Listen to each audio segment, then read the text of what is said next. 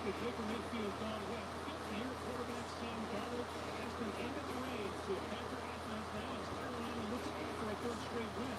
The NFC South, four teams with subpar performances so far, but Carolina, four wins in its final four games, would claim the last spot for winning their division. With that, we say one over one, and happy holidays on yours from all of us. Welcome to the show. I'm Greg Double Adamar Gerard. Our colleague A.J. Ross joins us shortly. When it comes to this Carolina offense, Arch, there really isn't any doubt about how they're going to come up, Jason. We toss the word identity around a lot in this business. Sometimes it works, sometimes it doesn't. In the case of the Panthers, I do believe it works, and they have found their identity. Steve Wilkes took a look at his football team, identified their strengths, and said, I'm going to double down on this. That's the offensive line, Greg, and the running game. The run game, with Deontay Foreman, the Tony has really come along and has been a big part in this Carolina offense. Chuba Hubbard coming off of one of his best games. Last week, this identity traveled. They went up to Seattle 46 times, over 200 yards. And that's why we've seen Sam Darnold, the third starting quarterback this year for the Panthers. He is 2-0. His numbers are modest, but the key number, 0 interceptions. If he can lean on that run game, that's the offense that's going to drive them to hopefully a playoff victory.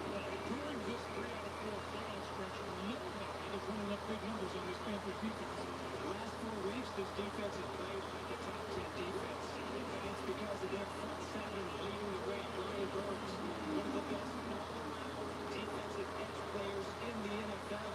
If you watched them on tape last week against Seattle, I saw a confident, physical football team, offense and defense. And they're starting to be confident and playing well for Steve Wilkes. Now, the Pittsburgh Steelers, Mike Tomlin did not get rookie quarterback Kenny Pickett back from protocol concussion symptoms. He is out. The ball goes to Mitchell Trubisky today.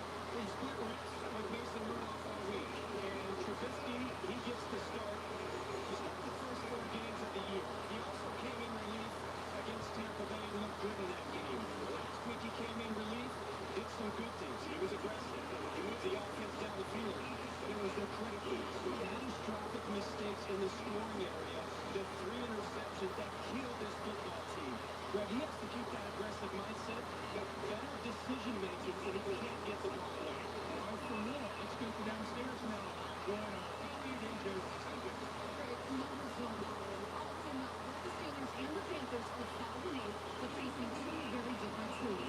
The Panthers just 1 game back from the NFC South Division lead, and interim coach Steve Wilkes says they recently adopted a mantra of physicality and effort. Wilkes added that they really got into his vision, so now they're playing for something really special. Meanwhile, the Steelers are all but out of the playoff picture, and they're facing their first losing season in 16 years. It's a streak Mike Tomlin somewhat downplayed when we asked him about it. He said it doesn't mean anything because he wants his team to win and be significant every year. Safety Nate Fitzpatrick said this team really takes a lot of pride in what they do, and they don't want to be the team to break this streak. But they're going to have to beat the Panthers team that has been undefeated under Wilkes this season. Greg. A.J., thank you. It's the Pittsburgh Steelers and the Carolina Panthers that will continue to make our way toward kickoff. We are back for more here on CBS after this message. And more from your local station.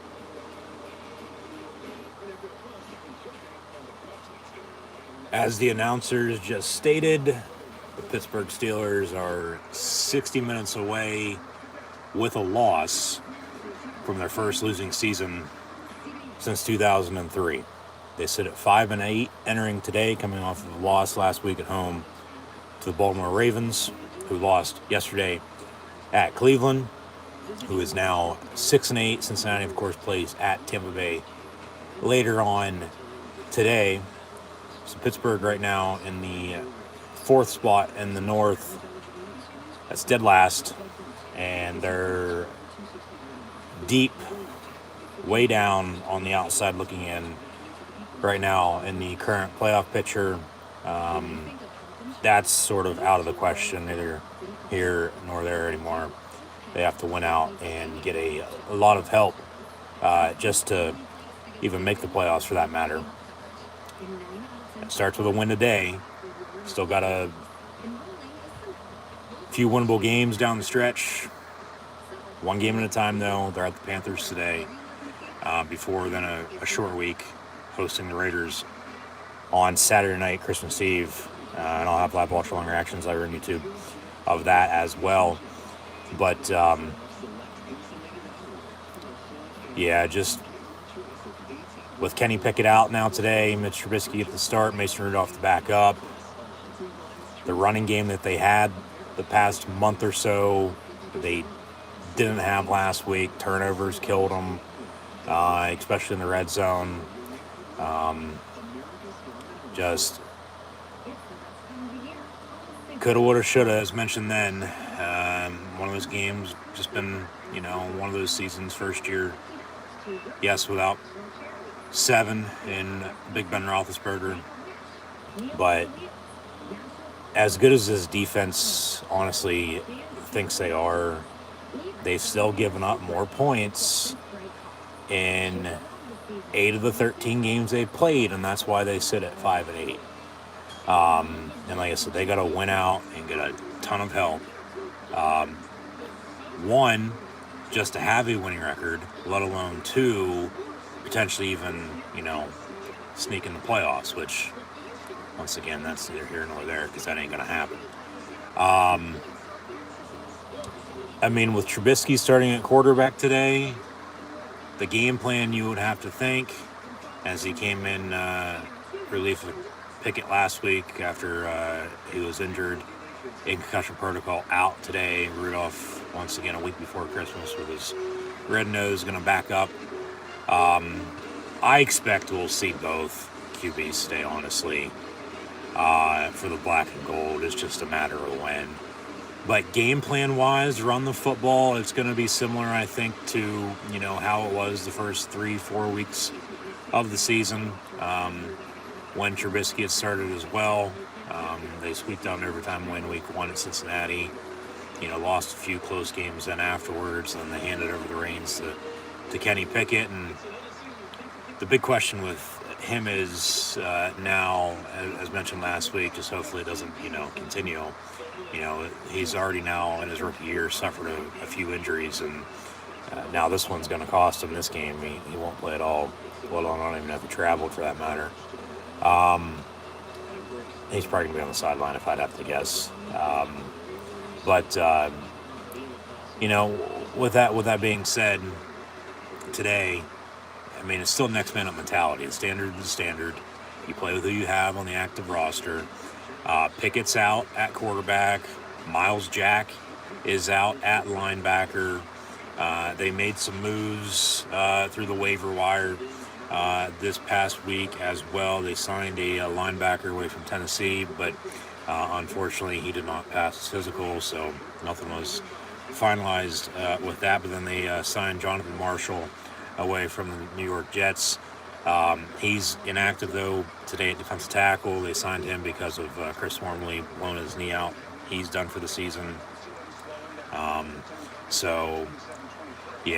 Offensively, you got Trubisky and Rudolph. I expect to see both today, but they're going to have to run the ball with Najee Harris and Jalen Warren, hell, even Benny Snell for that matter, as well. Somebody still step up a receiver. It's Deontay Johnson and George Pickens flip-flopping 1-2 week in and week out, as it was 1-2-3 when Claypool was still here. Pat Freiermuth, arguably still the best third-string receiver that they have. Number 1 tight end at that, number 88, and Muth. But Steven Sims has stepped up. Offensive line hasn't looked bad, but, this defense, man, once again, as good as they think they are, they're good, but they got to make a lot of stops today. Carolina can be explosive on offense, no doubt about it. Slow start, fired Matt Roll. He's now in Nebraska, so congrats to him. Steve Wilkes takes over. They're 4-4 at 500 since he's taken over as the interim. And they're 1 game back in their division in the NFC South, whereas Pittsburgh, also at 5-8, is in dead last. And to mention, as Pittsburgh will kick off, right to left across your television screen, radio and audio dial. Thanks for tuning in and listening. Touch back on the opening kick. They're way down deep, way out of the playoff picture. They're just trying to fight and survive for a winning season for that matter. At this point, they got to win out and still, potentially hopefully get some help in that regard. But it starts right now. It starts right now. So it's Pittsburgh kicked off right to left. Carolina offensively left to right across the television screen right on dial. And once again, thanks for tuning in and listening. As always, I'm your host, Encyclopedia Sports, Cool and Luke 96. Be sure to like, follow, and subscribe on social media. Links in the description below. The thumbs up button. Share hashtag NFL, hashtag Steelers, hashtag Panthers. Chat questions and comments, super chat, super stickers, super likes, super thanks. Always greatly appreciated as well. They toss, and Larry, Obi-Wan Kenobi, Obanjobi on the tackle for a loss for a yard. So 2nd and 11 for Carolina here to begin the game.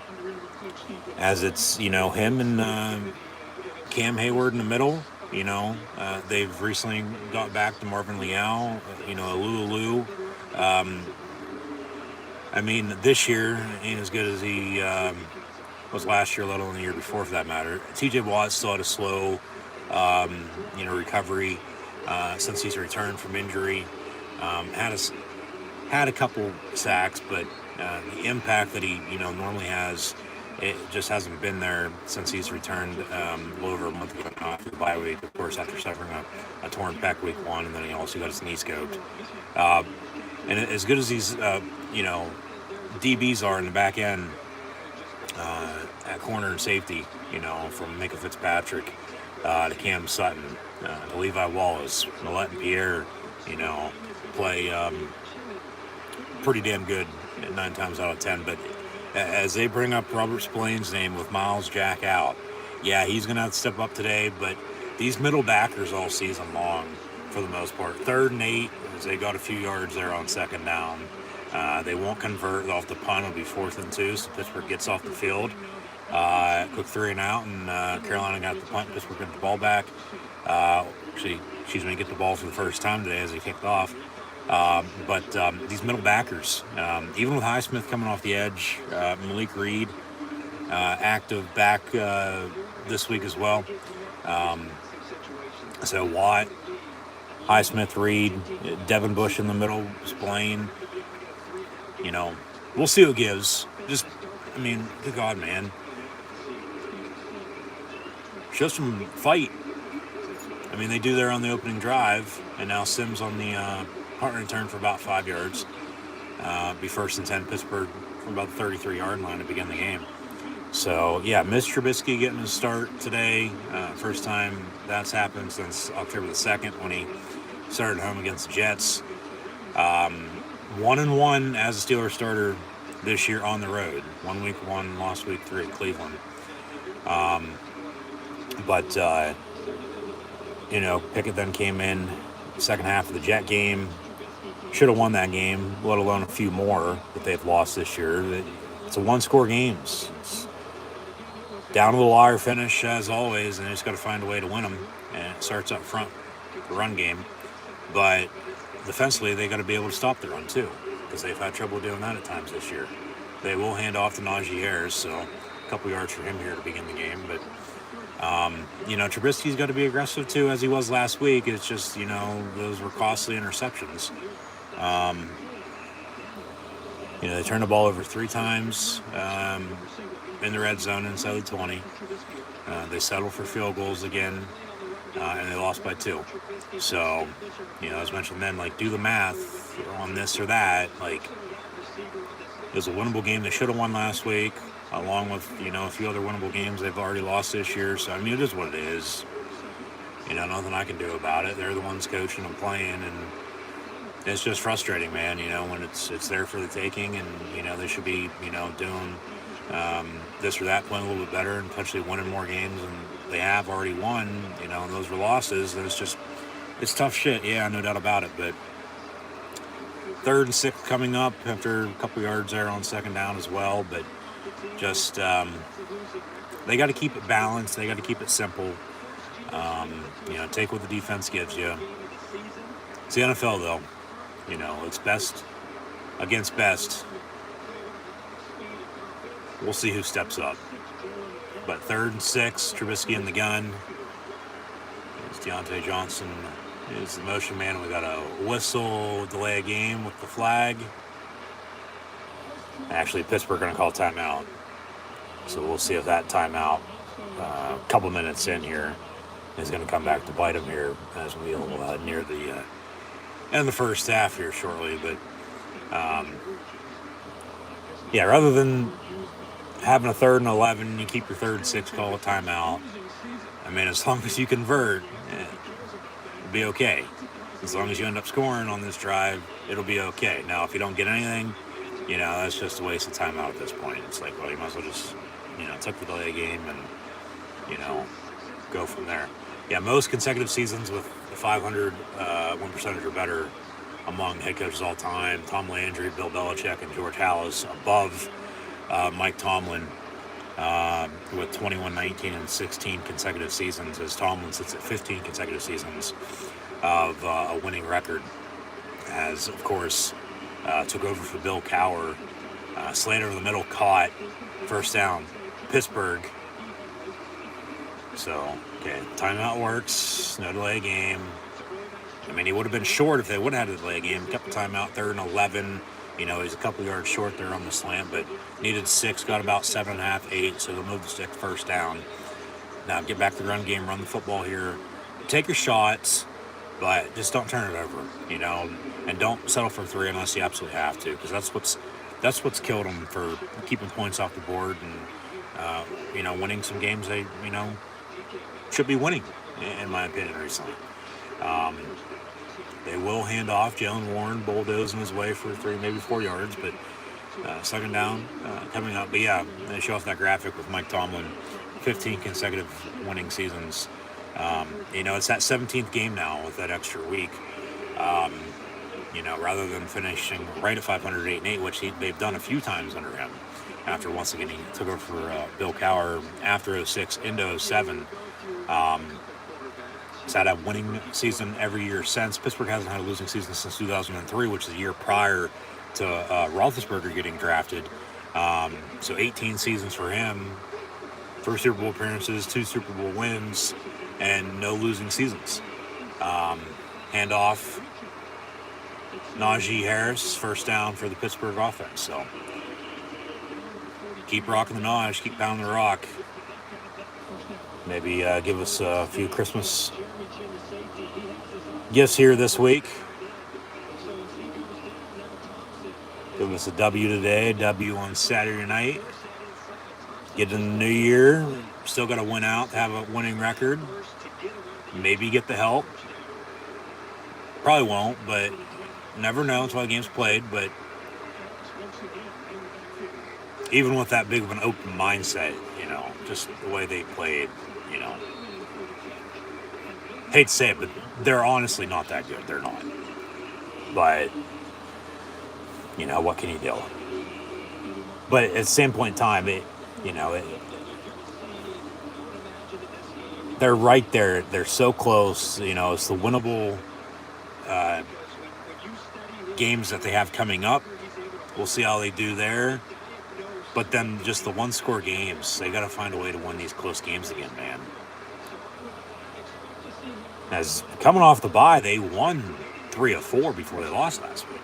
2nd and 7, handoff Najee Harris again, and he'll get another Steeler first down.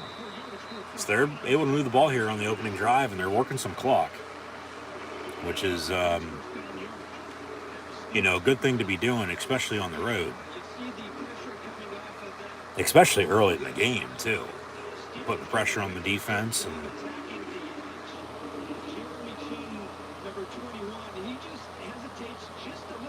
showing off a replay of the first down run again there by Najee. I mean, 4 carries, 22 yards, here on this drive. I mean, shit, he barely has that, for a full entire game at times. 1st and 10, Pittsburgh from the 31, and a bubble screen, Deontay Johnson. He actually went forward rather than side to side and got another, 3 or 4 yards on that catch and run. So 2nd down and 6 officially, they say. Thank you for tuning in and listening. Pittsburgh is knocking on the door. We'll see if they can strike first and take an early lead here on the road today.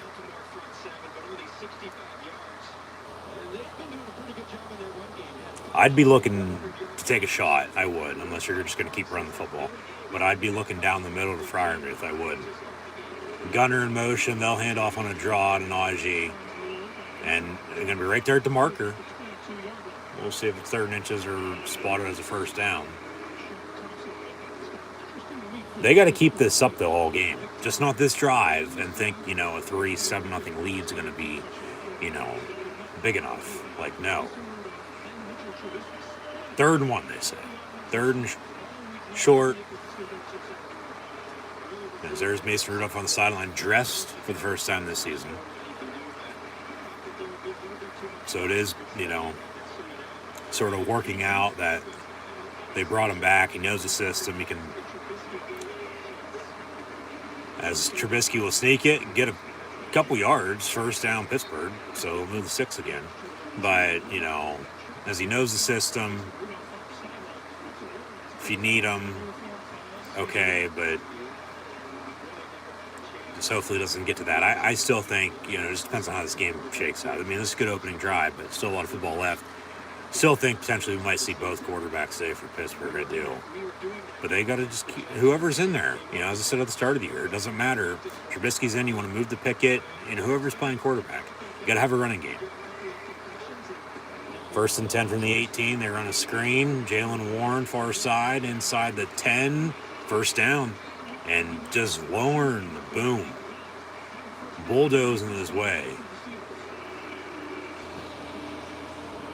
Jalen Warren at times is arguably the best offensive player the Steelers have. He missed a game recently with an injury.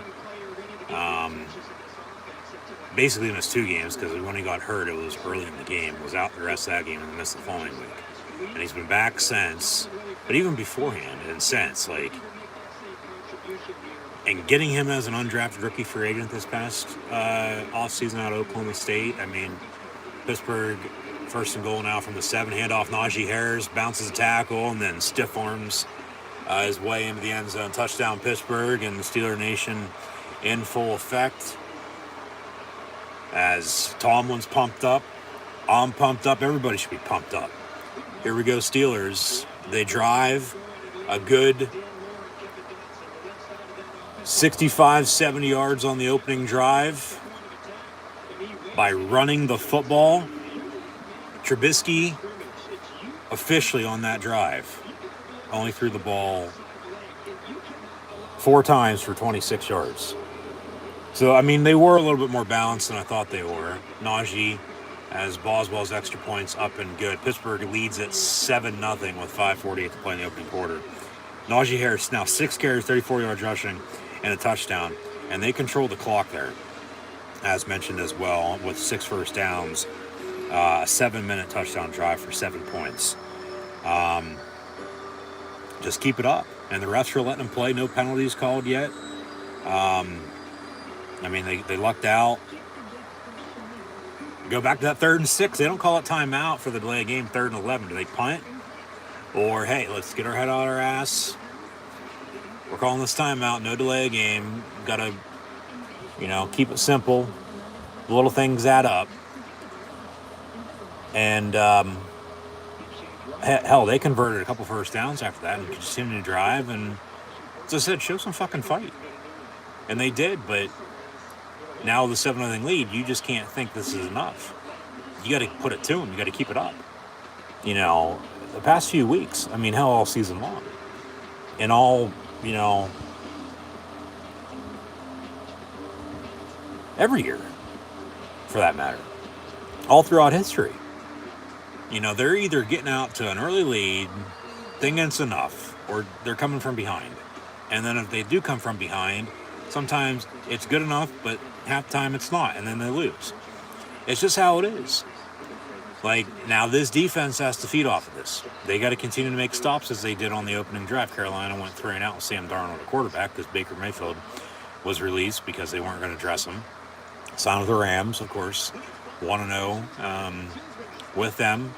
Led them on a game-winning touchdown drive last Thursday night. They played tomorrow night at Green Bay. Monday Night Football. I've live watched along your after if I ever need to with that as well. But What a season for Carolina.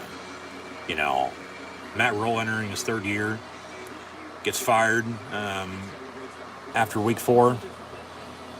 Now at Nebraska, so as mentioned, congrats to him. Wish him nothing but success, except for when he played Penn State. But Steve Wilkes has done a damn good job, and they're 1 game back in the division, and this is a winnable game for them. Must win, honestly, to stay alive, because who knows how the other teams are going to fare, along with Pittsburgh. You can't lose unless you won a losing season for the first time in almost 20 years. And that's for just not this game, next game, and the following 2 games. So, both teams are backed up against the wall, and they're going to be coming out swinging. So, yeah, that's some excitement to start the game for sure. Now they just got to keep it up. They got to keep running the football. Carolina seemingly couldn't stop the run there.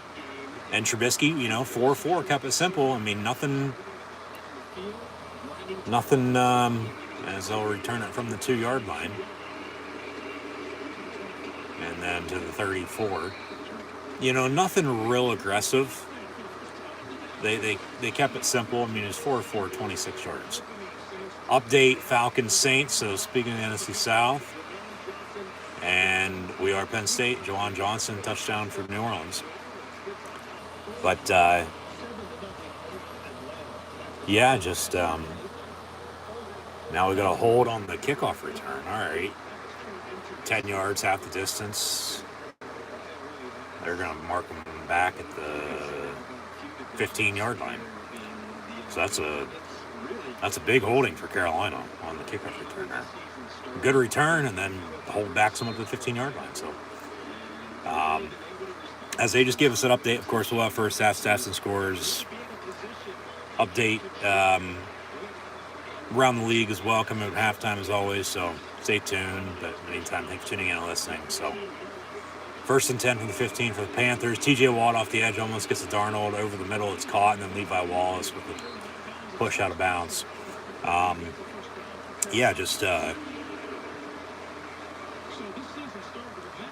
They just gotta keep it up, and this defense has to feed off of it. They gotta make stops. So we'll see what happens. We'll see what gives. That's why I play a game. It's out on paper. It's out on the field. So you can, with the stats, read all those you want. But like last week, as they stopped the run there, they couldn't do it last week. Baltimore ended up picking up a few first downs, running the clock out on them, and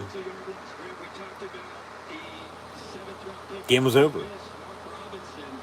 So just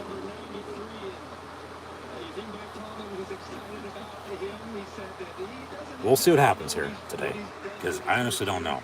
I don't. 2nd down.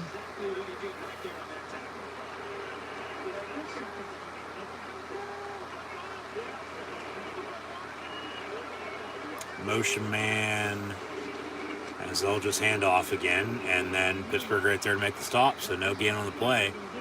Big 3rd down coming up again for Carolina. See if they can convert. They only have 1 first down. But all time, Pittsburgh leads this series 6-1. The only loss was the first time they ever met. Mid-90s when Carolina came into the league. They only play each other once every 4 years. AFC North, NFC South. And Pittsburgh, I might add, with a win today, would then sweep the NFC South. But what's hurting them is they got swept themselves by the AFC East. First down completion. 42-yard line. First down, Carolina.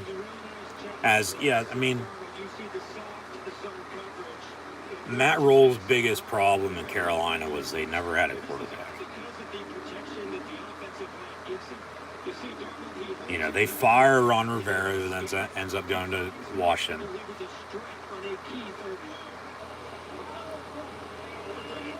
And they've upset a few unbeatens on the road on Monday nights in his tenure there, including Pittsburgh. The other was Philadelphia this year. DJ Moore, another reception over the middle, first down. Carolina, so now they're starting to do the football. Another update. What do we got? Another Falcons Saint update and another Saint touchdown. So 14-0 New Orleans. So yeah, and show off the standings again. We'll go back and forth and see what happens today. But 1st and 10 from the 44, handoff 2 yards or so. Carolina just 7 years ago, just like Denver. Okay, Super Bowl 50. Peyton Manning ended up retiring after the win. Cam Newton as well. But then, Denver hasn't been the same, and they're still not even with Russell Wilson, who's out today. But then, Cam gets run out, but then they bring him back, and yeah, just as we love the coaching carousel in college football in the NFL, Carolina's been that team that just not necessarily as bad as the Browns or the Jets or the Dolphins, or got a penalty on the play, eligible player downfield, they'll replay the down. So, still going to be second down here. Among other teams, unless you have a franchise quarterback, you're going through this, long story short. Never had a quarterback over the past couple of years. They've had chances to, draft guys, sign guys. Didn't work out. But, entering this year, they had Sam Darnold, who they traded for from the Jets. They had Baker Mayfield, who they traded for from Cleveland. 2nd and 13 after the penalty. Darnold looking to throw, rolling out near side. Chased down by Cam Hayward, throws out of bounds, incomplete, so 3rd and long.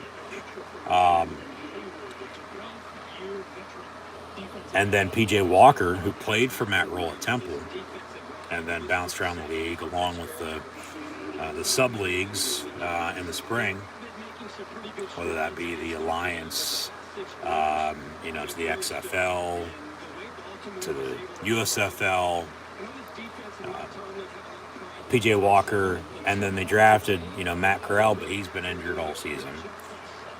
So they have a couple good backs, a couple good receivers, and, their defense ain't as good as it, used to be, but, it seems like they're trying to.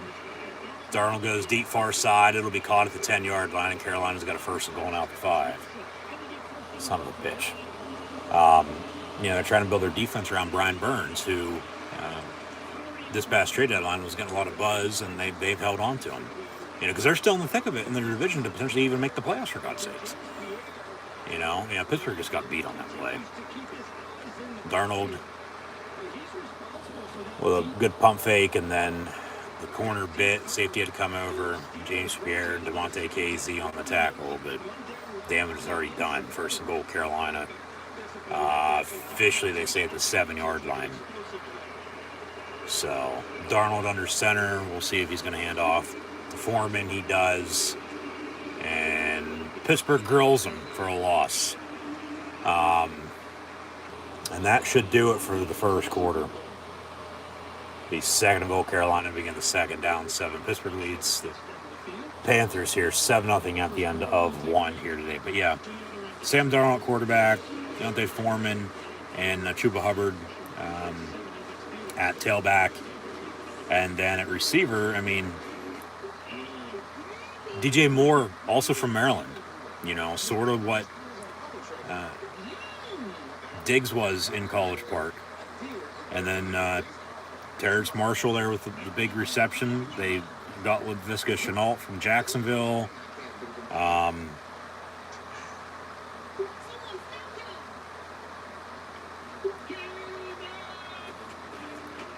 If only they had a quarterback, you know. But even without, a good one, I mean, Pittsburgh's in the same spot right now with the injury to Kenny Pickett, who, I mean, he's looked all right at times, but still, as a rookie, needs to make better decisions about it.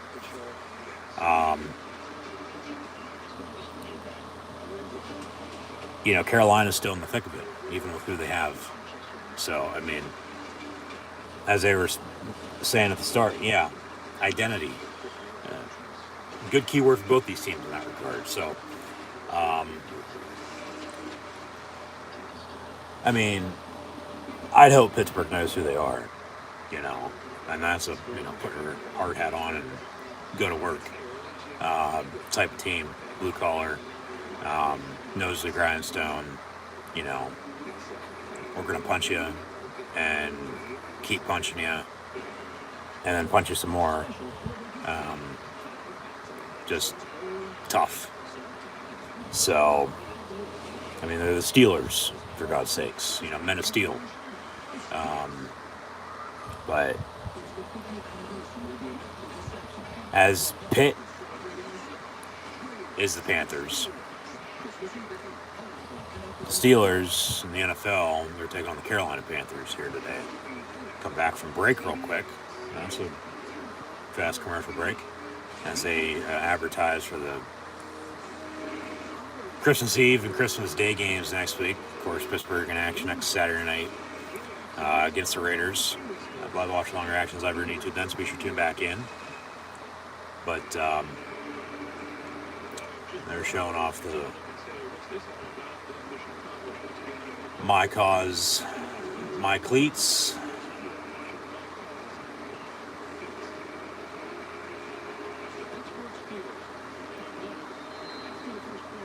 For myself, that would be for your local animal shelter, SPCA, let alone Fawn, but from the 9-yard line, 2nd and goal. As we begin the second quarter, Darnold going to hand off on a draw and a couple yards about the 5-yard line, yeah. So we'll see if Pittsburgh can force a field goal here, let alone give the touchdown and allow them to tie this game up to 7.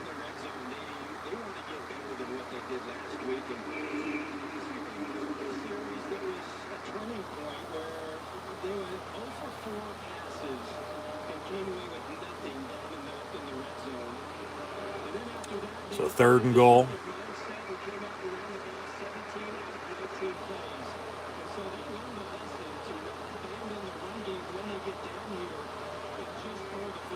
And Darnold looking to throw. Rolls out and getting chased by Highsmith and Hayward. Pass going to be incomplete. Actually, they say caught. How the hell did he catch that? And then it's a touchdown. Let's see a replay of that. I don't think he caught that. I don't.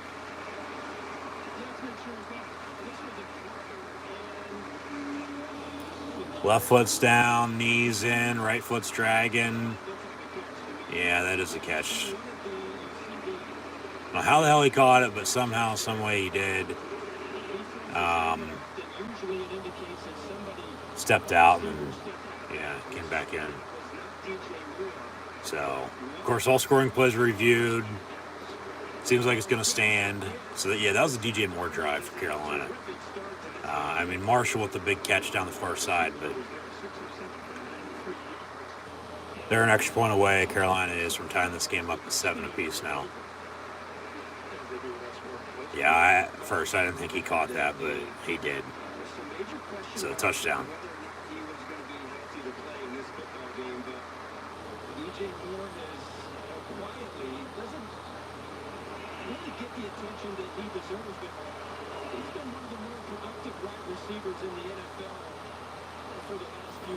And the scoring play, yes, is confirmed. It's a touchdown. Extra points up and good. 7-all. Pittsburgh going to get the ball back. See if they can continue to run the football. Let alone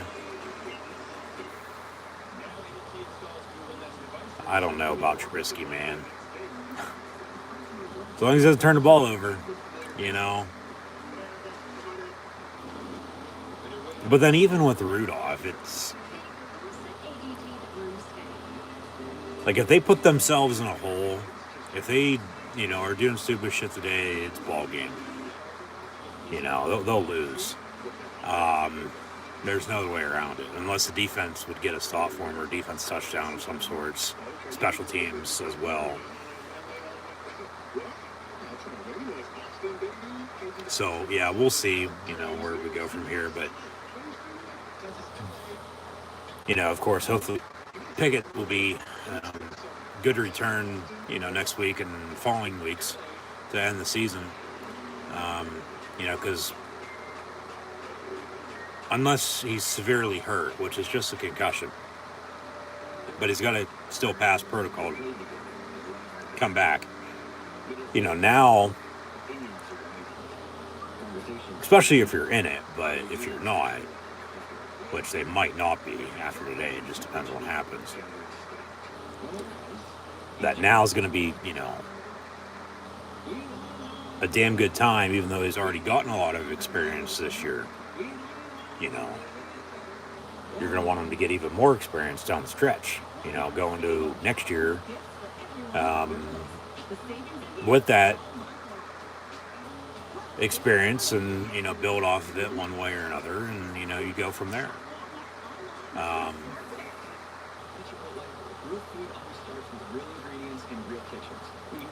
So if he's healthy, he needs to play rather than, you know, because that's the thing. We already know how Trubisky and Rudolph are. You want Pickett to play as much as he possibly can. But, you know, if he's not going to play, though, because of an injury, well, there's nothing you can do about it. You got to play with who you have then. And Trubisky's on a 2-year option.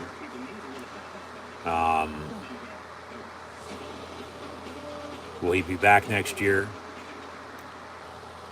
Let alone Rudolph back next year as a backup as well? Let alone starter? I don't know. I'd hope to God not.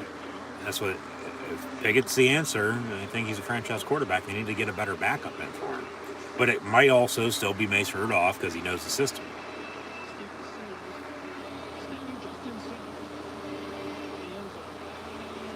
It just sort of sucks. I mean, they drafted a kid out of South Dakota State in the 7th round this past year in the draft. Ended up releasing him at the end of camp before the season started, from the preseason to the regular season. And then, you know, you look what Brock Purdy's doing right now with San Fran. You know, as Mr. Irrelevant, they had a chance to take him, and they did not. You know, I'm not saying he'd be doing the same damn thing right here in Pittsburgh, but you just never know. But would he be the one even playing over Trubisky or Rudolph, though? Probably not. Zach Gentry on the reception. Because the crowd thinks it's Pat Freiermuth, but it's not 88, it's 81, and he gets 5 yards. And Pittsburgh brought a second and a medium here a minute into the second quarter. And another update. Chiefs, Texans, touchdown Houston. They lead 7-0, say near the end of the first quarter. Yeah, CBS really doesn't give updates anymore. They don't. Not as much as they used to. But today, they're rolling them out like no tomorrow. That's the third one already we've seen here in the first 15 or so minutes. And no Fox game on in my area today at 1 o'clock for whatever reason. We get a 4 o'clock game instead. Honestly, today, there's really no game that stands out as the best game of the day. You know, they had a Thursday night game, a tripleheader yesterday. We'll get into all those, plus everything. Of course, still to come this week, along with everything going on. We'll preview next week as well. But, yeah, normally you got 2 1 o'clock games on CBS and Fox, but just one game on right now. And it's a Steeler game here on CBS at the Panthers. 3rd and 1 They get another first down on a quarterback sneak. And it's not like Trubisky's getting stuffed on the quarterback sneak and he's barely getting it. He's getting a good 4 or 5 yards now.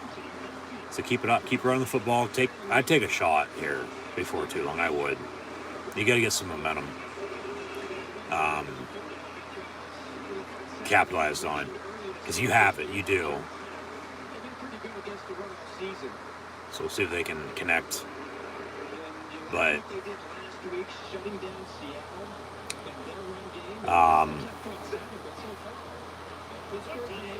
Gunner in motion, Trubisky going to hand off. Hey, if the run game's working, run it. Run it until they stop you. Najee Harris for a good 6 yards, be second down. But, yeah, with that being said, I guess at 4 o'clock I got the Bengals and Bucks and whatever 4 o'clock game that Fox has given us. And I thought it would have been the Eagles and Bears because that's what it says, but no, there's nothing. And then, of course, Sunday night, Monday Night Football. And I'll be back on tomorrow night for Monday Night Football. I've watched Long Reactions. Be sure to tune in then. But in the meantime, 2nd and 4 for Pittsburgh. They had to win today, win out to avoid a losing season. Sims in motion. Trubisky going to hand off again.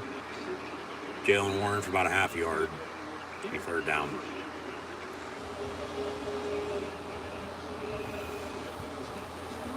I'm going for Armuth down the middle. Where the hell's George Pickens at? They haven't even targeted his ass yet. Deontay Johnson has a catch. Zach Gentry as well, but nobody else. They've run a couple screens, but Trubisky in the gun, 3rd and 3. Johnson, Pickens, Gunner, and Freiermuth with Jalen Warren, but false start, 3rd and 8. God damn it. It's on Kevin Dotson, yes. I don't really know if that changes the play call or not, though. 3rd and 3, it looks like they're probably going to throw. 3rd and 8. I mean, it might change a little bit, but not much, I don't think. Because they're still going to end up throwing here. It's just a matter of where they throw the ball. Depends on the pressure, though, too.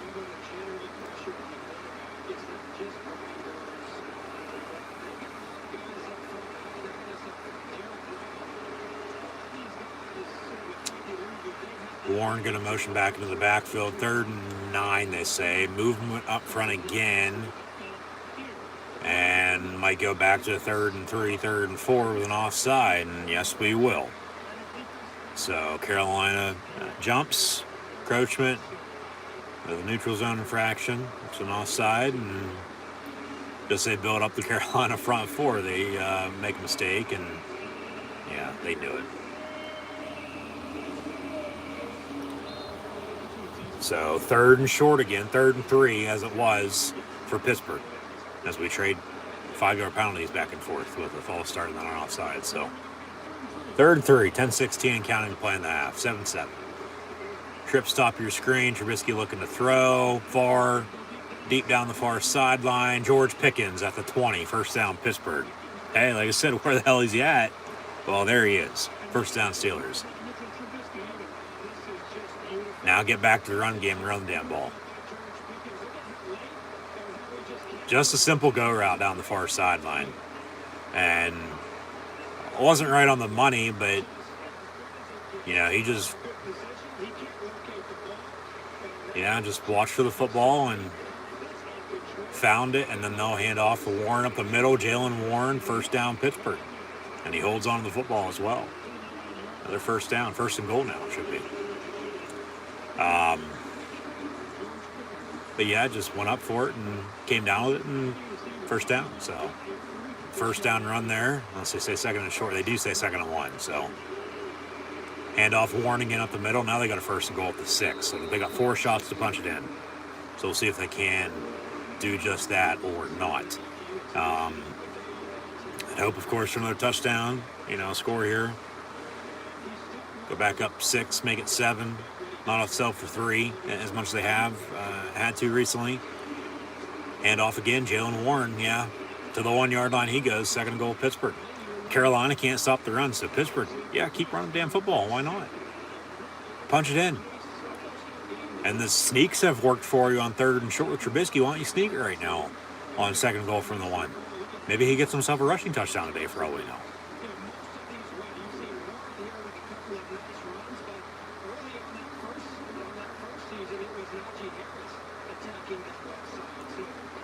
Just don't do anything stupid. No turnovers. Now we got a late whistle. Be second goal Pittsburgh from the 1, but what's the delay?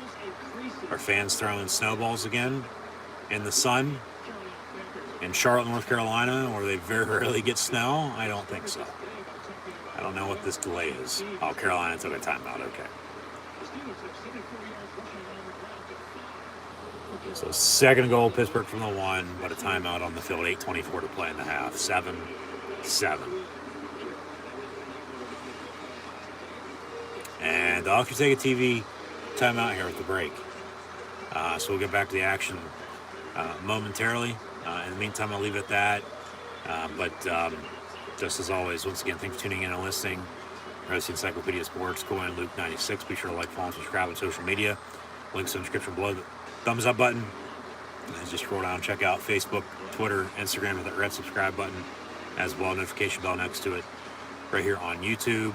Thumbs up if you're enjoying and hoping for a Steeler win today, along with the rest of the season, for that matter. Thumbs up button, share, hashtag NFL, hashtag Steelers, hashtag Panthers, hashtag PIT for Pittsburgh versus CAR for Carolina. That's hashtag PIT versus VS CAR. Share when you share this live watch along reaction stream on social media using those hashtags, and chat questions and comments, super chat, super stickers, super likes, super thanks. Always greatly appreciated as Pittsburgh's knocking on the door, looking to extend their lead again.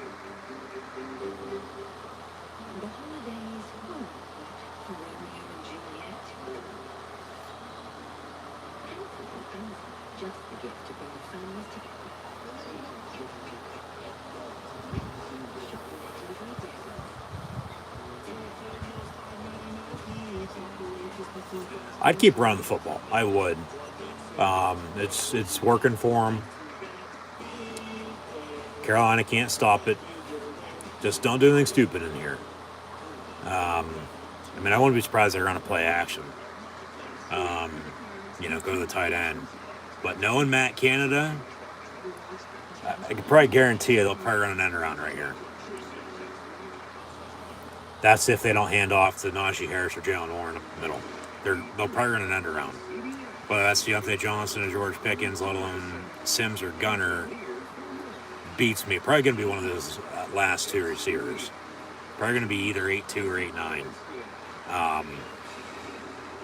8-9. Don't be surprised here.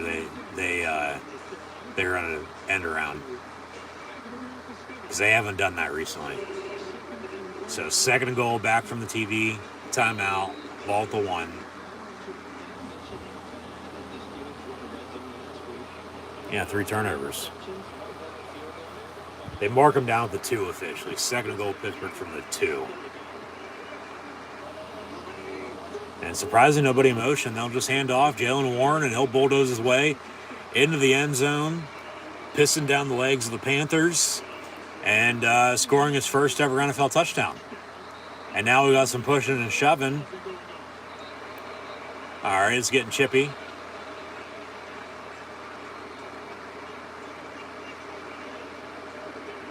So there's a penalty that's going to be after the play, because he was clearly in. Touchdown.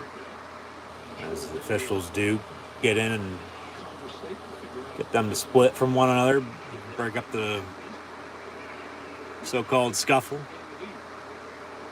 But yeah, Jalen Warren, a 2-yard rushing touchdown. Touchdown Pittsburgh, 13-7, extra point to come. Obviously somebody said something to somebody, and then they just started pushing and shoving each other back and forth.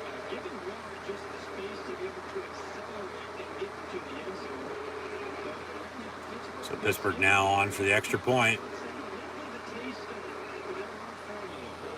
High snap, hold down, kick up and good.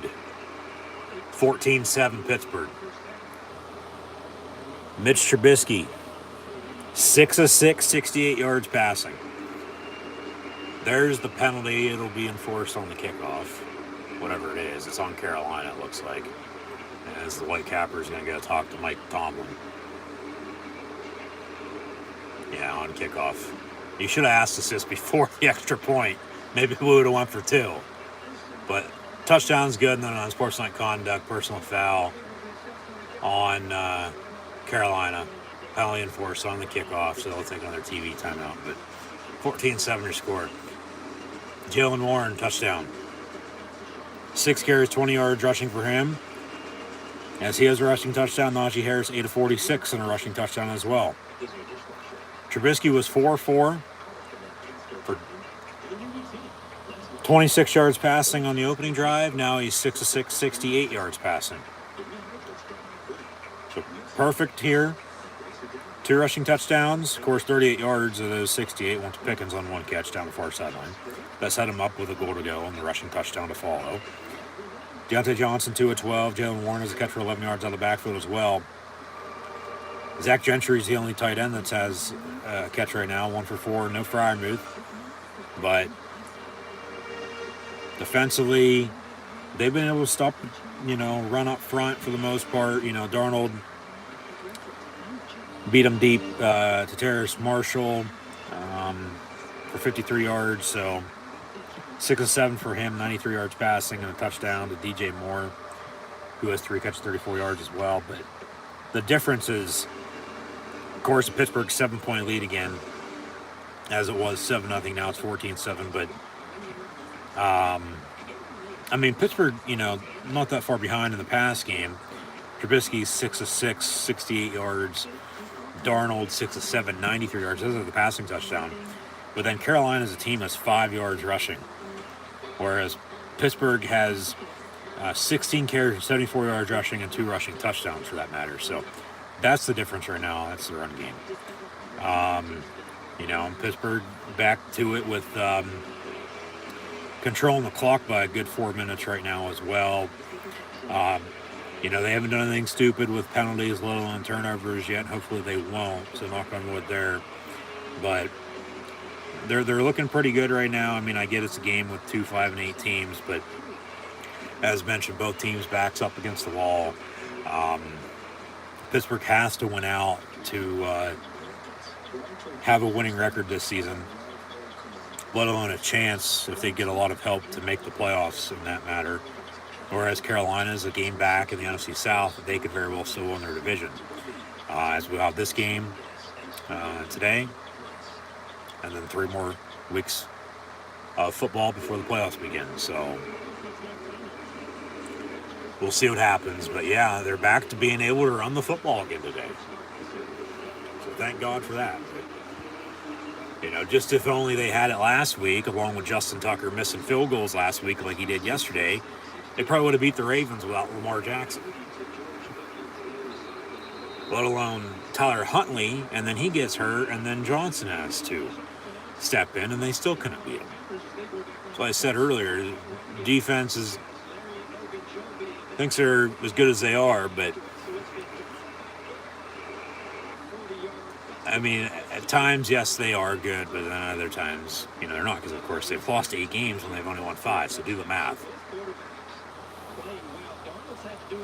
But Carolina ball, 1st and 10.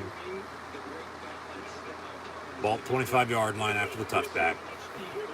They trail by 7 again, 14-7 Pittsburgh. 8:20 to play in the half. 2 timeouts for both teams and 2-minute warning to come. And Darnold going to avoid a sack, a couple sacks actually, and then he gets brought down by Spillane as he slides there about the 30-yard line. So he's 2nd and a medium here for Carolina.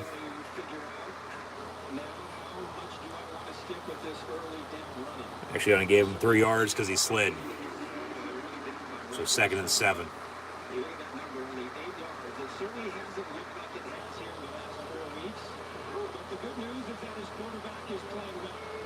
And Sam Darnold will hand off. Foreman. 3, maybe 4 yards. Open Joby and Hayward on the stop. See if Pittsburgh can get off the field here on third down, get the ball back, maybe do something again before halftime. They'll get the ball back to begin the second half, I might add, as well. I mean, right now, I mean, it's a back and forth game. We'll see what Carolina does here on 3rd and 3, but yeah. Thank you, Gumble. That's a false start, and then a high snap and a fumble, but they'll blow it dead with 5-yard penalty, so it'll be 3rd and 8. No way in hell that was offside. No chance. False start. Thank you. 3rd and 8.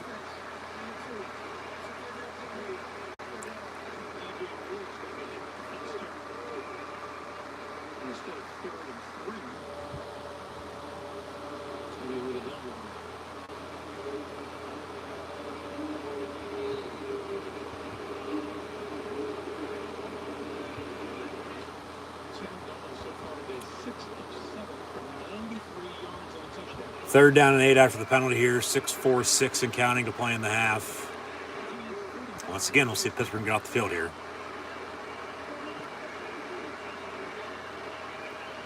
Pressure and a turnover, maybe. Maybe they bring him down to a sack finally. Darnold's pass, incomplete behind the intended target. So, incomplete. 4th down, and they will punt. So, Pittsburgh can get the ball back here.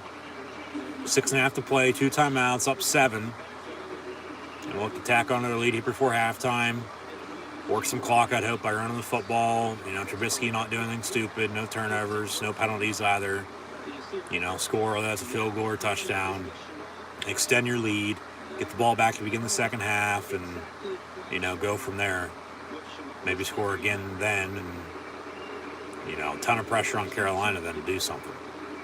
Even though we did see yesterday the largest comeback in NFL history, so that's why you play a full 60. Can't count out anybody. Carolina's going to down it. So it'll be 1st and 10 Pittsburgh. From that spot, when we return with 6:20 to play in the half. 2 timeouts, 2-minute warning, up 7. You have a running game that they can't stop. You should be able to continue to run the football, I'd hope. 1-2 punch with Najee Harris and Jalen Warren. You know, pick it out today, but, you know, Trubisky hasn't looked that bad just yet. 6-6 for 68 yards. But just keep running the ball, take what the defense gives you. You know, I'd still, of course, be trying to get the ball to Pat Freiermuth down the middle of the field if possible, as he's been held without a catch so far today. But, you know, credit the Panther defense on at the same point in time, too. You know, Zach Jones does have a catch, as does Denzel Johnson and George Pickens. Sims has stepped up. I'd probably want to be getting him the ball here a little bit, if possible, as well. So, yeah, we'll see what happens. But, let alone, let's run the screen game, too. Get out and get in space and block.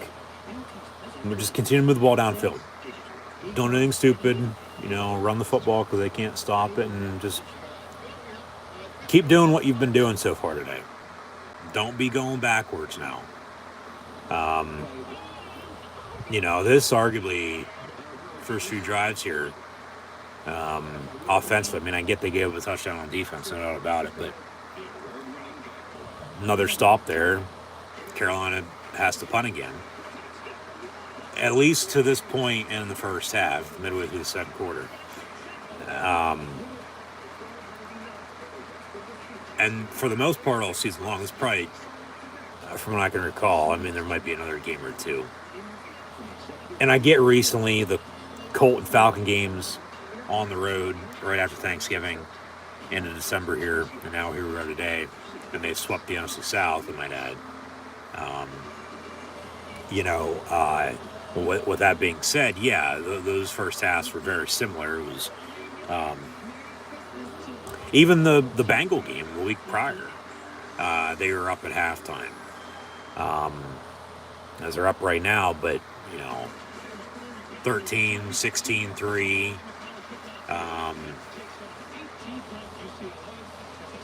and then, you know, okay, last week they lost.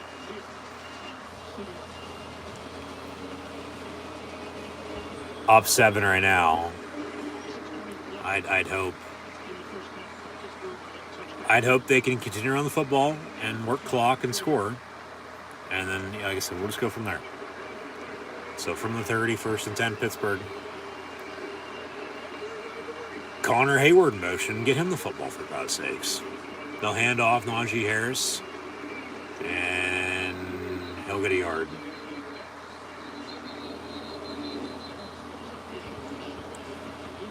Yeah, some trash talk coming from Carolina, it looks like, because he was clearly down and they're trying to rip the ball out. And the refs are coming in to break it up. And Najee's just fighting back, so. All we need now is for Rudolph to come in and then get his head bashed in with the helmet. 2nd and 8.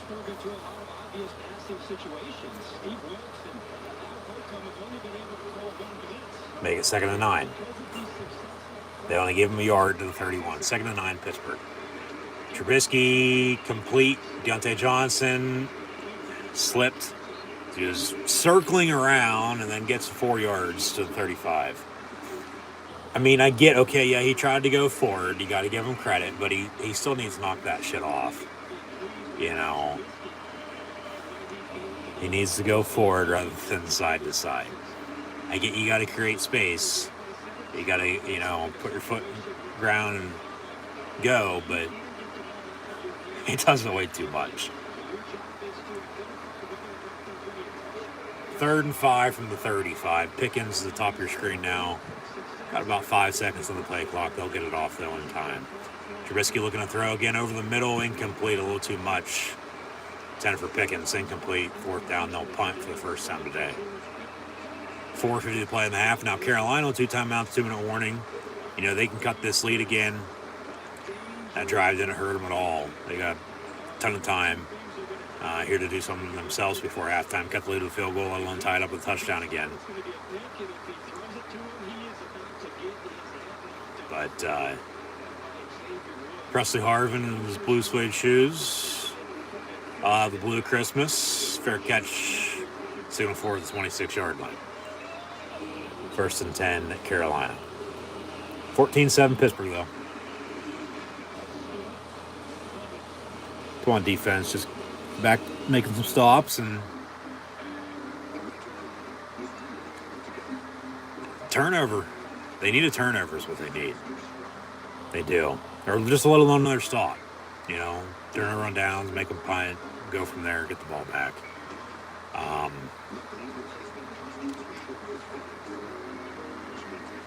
I think a sack's incoming here soon too, because they've been so close to bringing them down, but haven't got close enough. Because he's, you know, quick with getting the football out, and you got to give him credit too. So,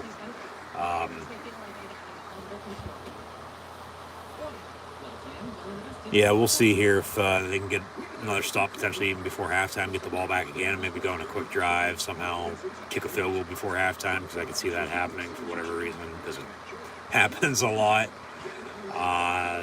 And then, you know, they still get the ball back, you know, to begin the second half. So, and just as long as, you know, they have a not even favorable or sizable lead, just a lead in general. And they're still giving themselves a chance to, you know, keep that lead, and they're making stops on defense, and they're not allowing the opponent, of course, to come back. Because even with a 7-point lead, that's not enough, because, I mean, hell, they've settled for 3 how many times the past couple games? Let alone, I mean, as always, get out to a lead early and then think it's enough when it's not. So this game still has a feeling like it's going to come down to the wire for whatever reason. So I'll leave it at that, but you know, just have to see how this shakes out. Just got to get a stop on defense, man. Just got to, with you know, T.J. Watt and Highsmith coming off the edge. Even Hayward coming up the middle with Ogunjobi. They're so close to bringing them down on a sack or two. And then if they can continue to force pressure, force a throwaway of some sort, or a bad throw, you know, then if not a strip sack fumble, then you're throwing a pick.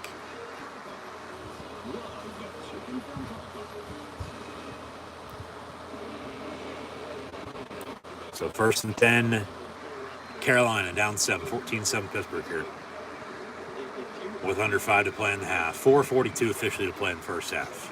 And coming up at halftime, we'll first half stats and scores and take a look around the rest of the NFL today. Carolina will fake the run, deep ball, and it's going to be incomplete. Good coverage, good no call on the potential DPI, and it's incomplete. 2nd down and 10.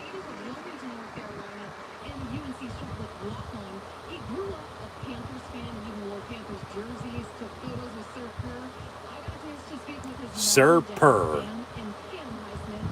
They said Sir Purr. 60 tickets today were for the Highsmith family and friends. It has just been a blessing. It's surreal that he has made it this far and taken such an impact on his Steelers teammates. Bubble screen into the ground, incomplete. So Sir Purr's team has a 3rd and 10. 2 incompletions are on 1st and 2nd down. And we'll see if the Steelers here defensively can keep pounding and make a stop.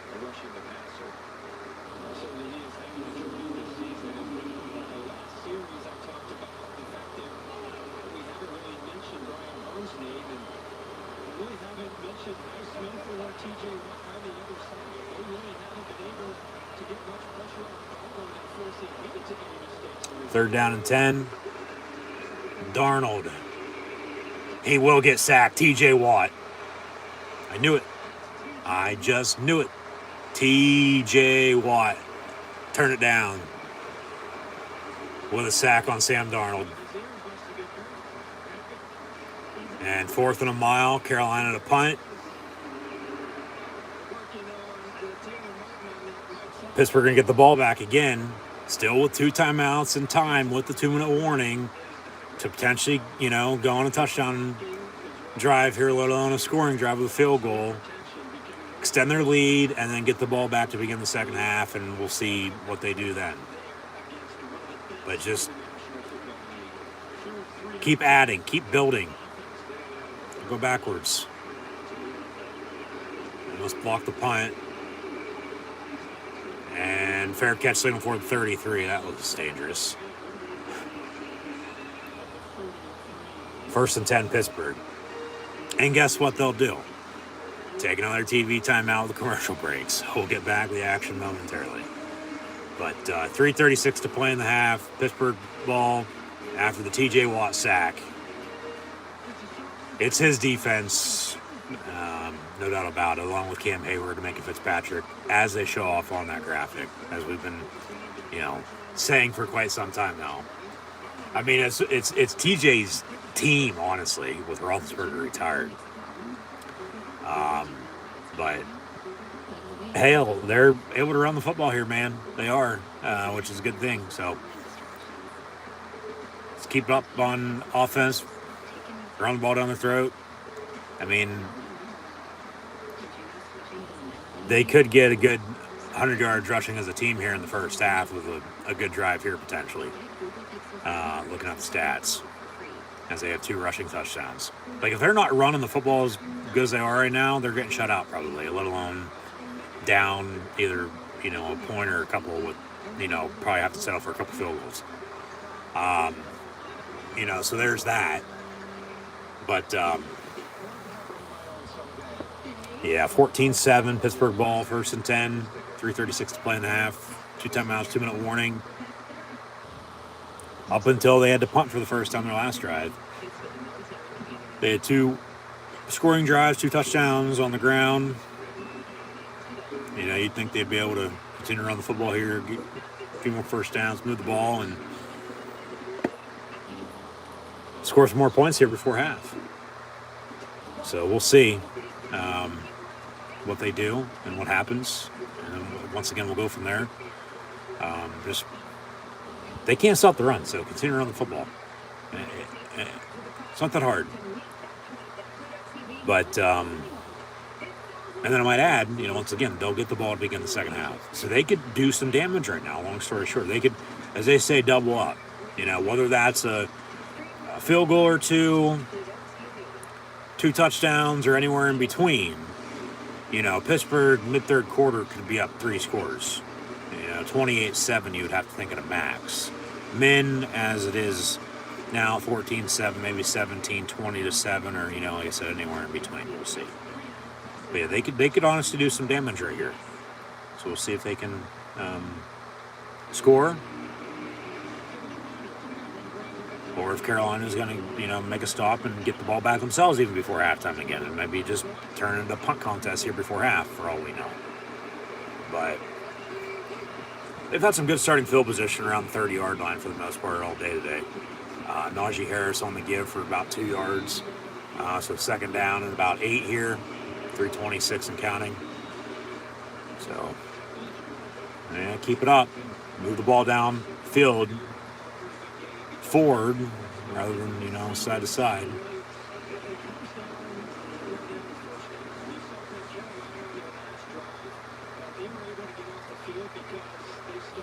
Pittsburgh on first down. And this is exactly how this drive started. Your strength is your ability. The Freiermuth in motion. Get him the football. Hasn't even been targeted yet today. Trubisky complete near side to the 48. First down, Pittsburgh, George Pickens. And he signals Steeler first down. Just a simple comeback on a curl. And, good throw by Mitch, and first down for Pittsburgh.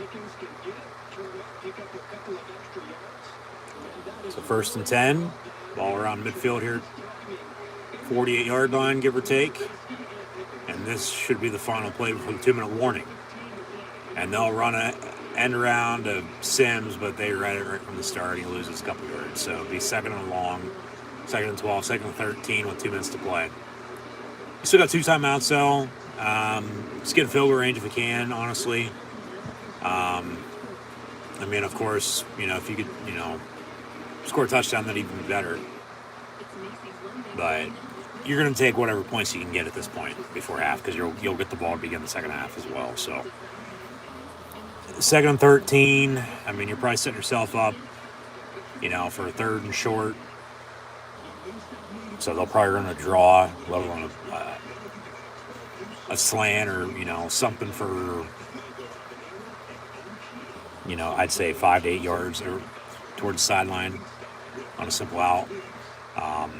That's if, of course, they don't go deep, which I wouldn't be surprised they do. But then if you go deep, don't convert, you're setting yourself up for 3rd and 13. So, give yourself a chance here. I'd keep it simple. Just work the sticks as much as you possibly can here. Give yourself a 3rd and manageable rather than a 3rd and long. And then, go from there. So Carolina has 2 timeouts themselves. They'd be smart if they could stop them here on 2nd down and 3rd down to call both of them to get the ball back with some time, and then probably going to have to drive the distance, to, do something themselves before half. But then, who knows how the second half's going to shake out from here. So that's where we sit at. I'll leave it at that. But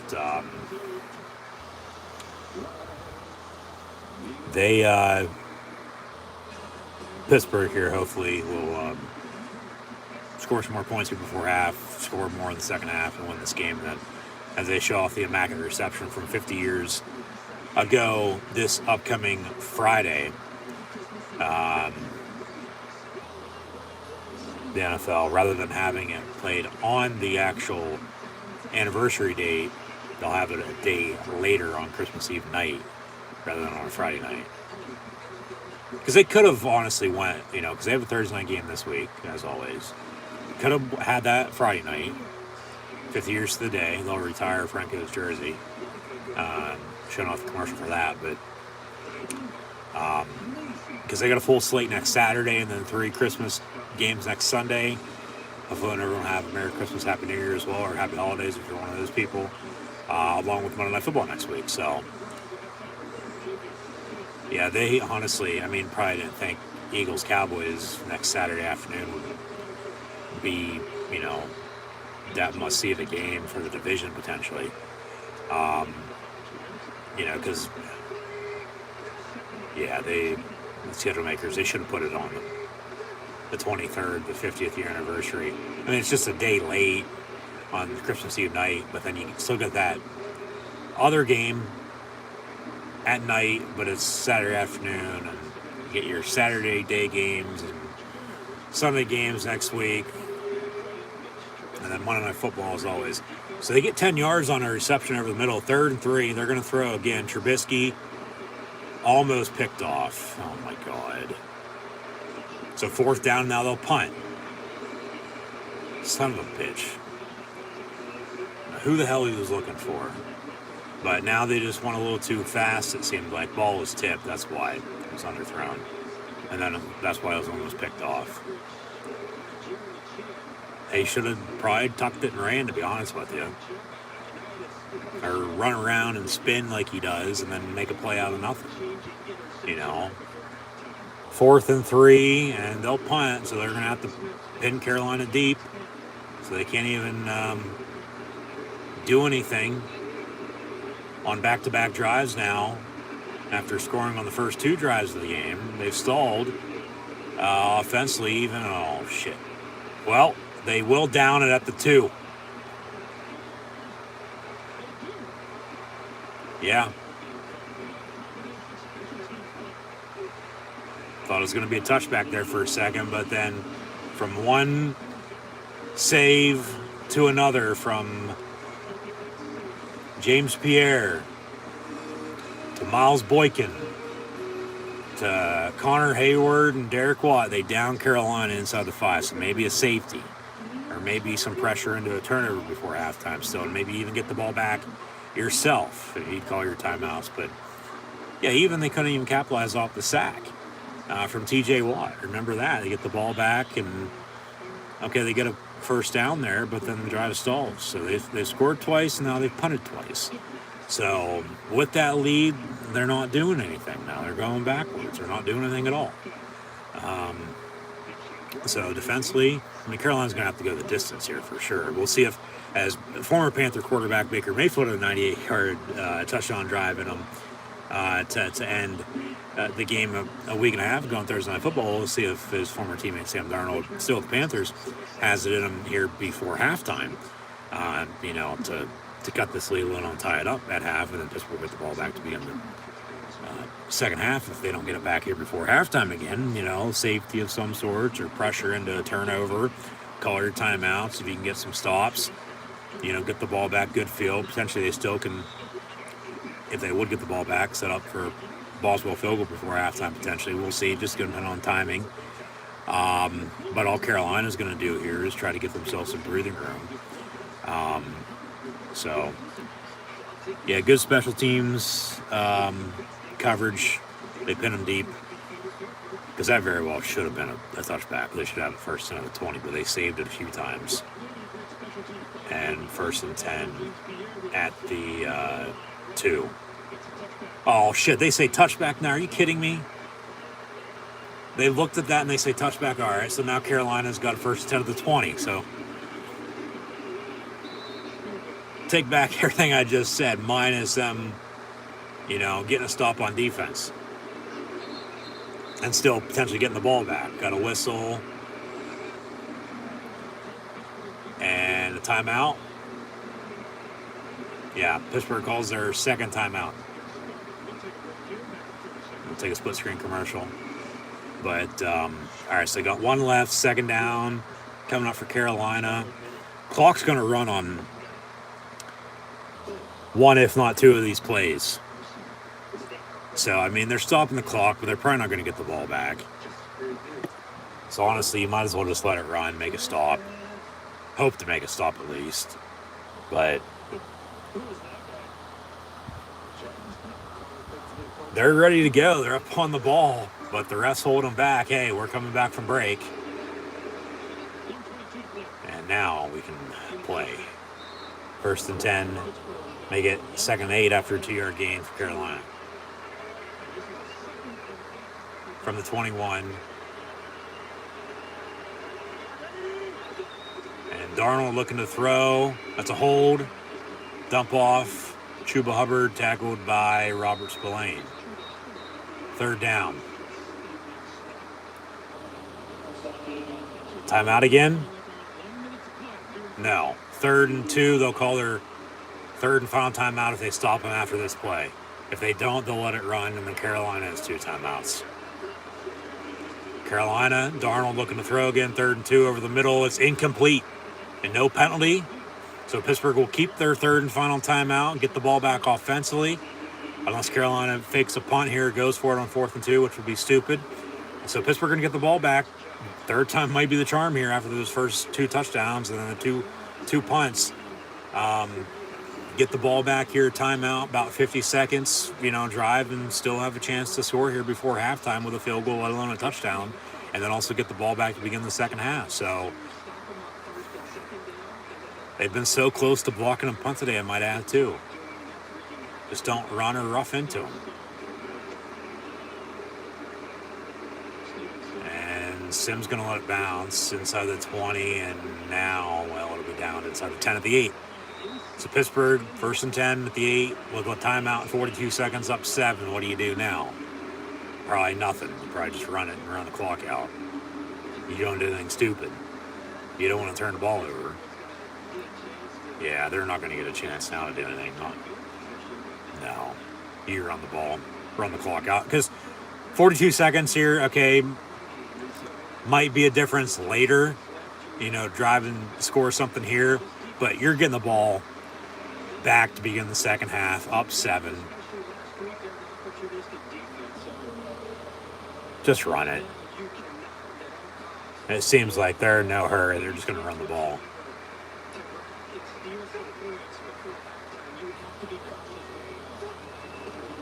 And they will hand off Jalen Warren. He'll bounce a tackle. All right. Hurdles, gets 8.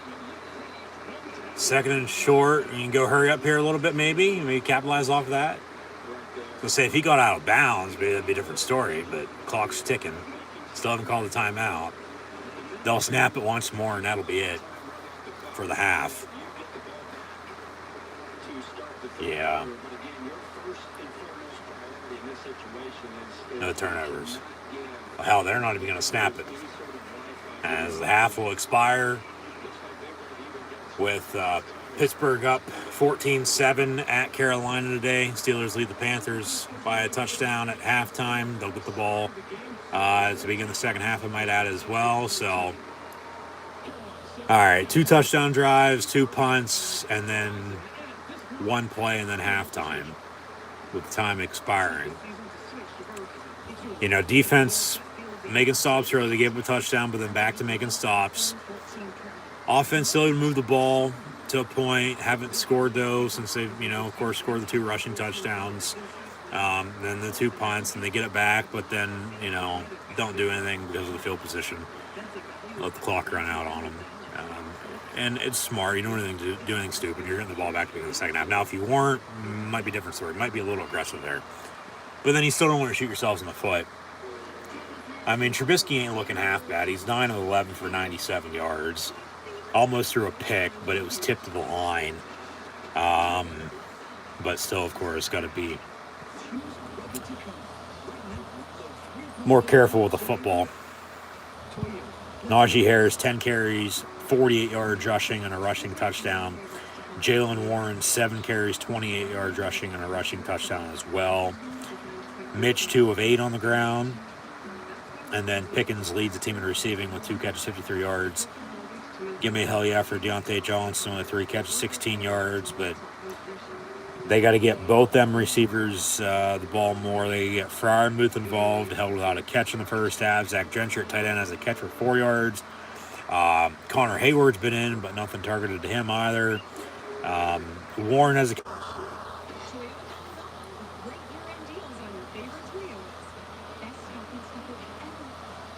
Sorry for the disconnection with the buzzer, the disconnect and reconnect, as I was just reading off some stats. So,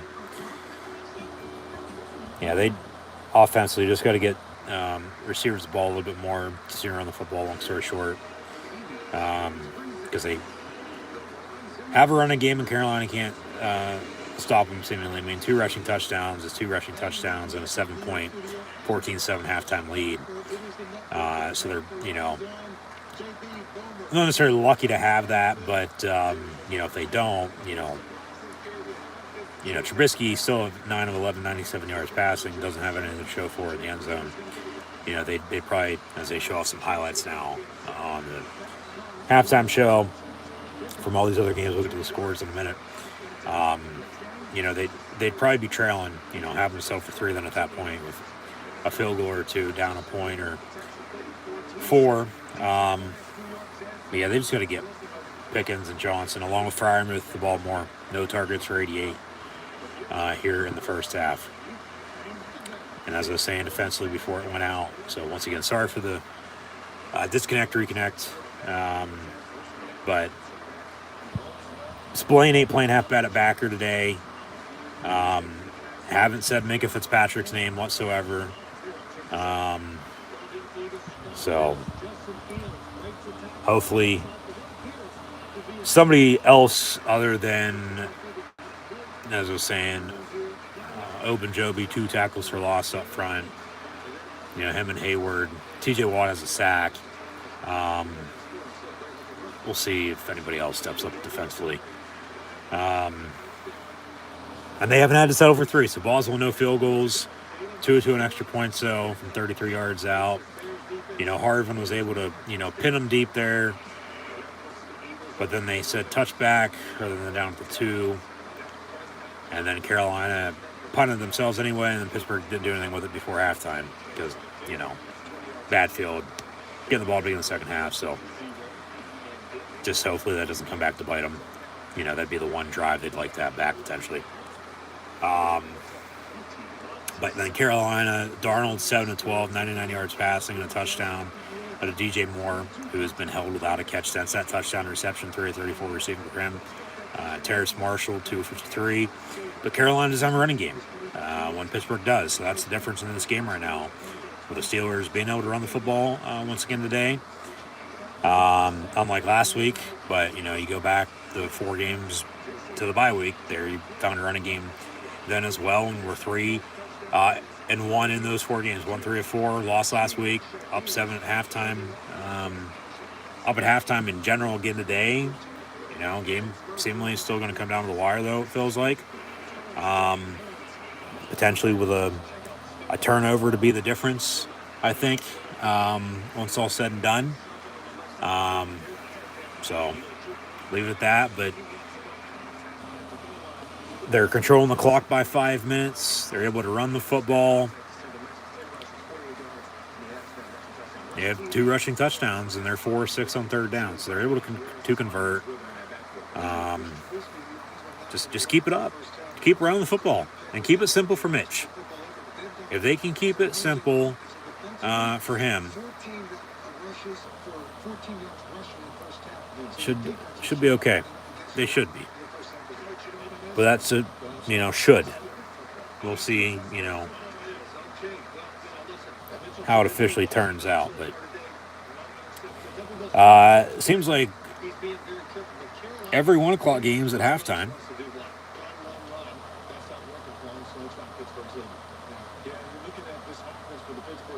Yeah.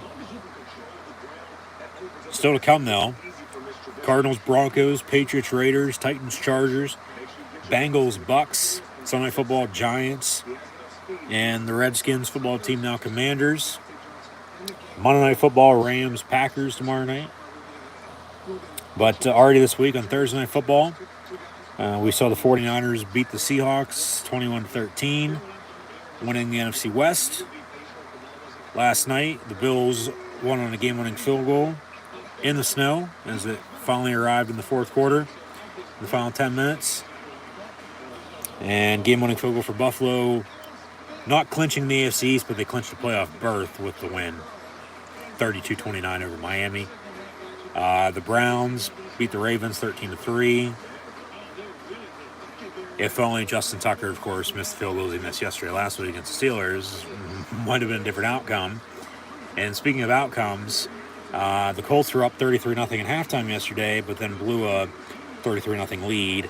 Vikings came back and tied it at 36, forced overtime, and then won 39-36 in overtime, and completed the largest comeback in NFL history yesterday in the win as they clinched the NFC North.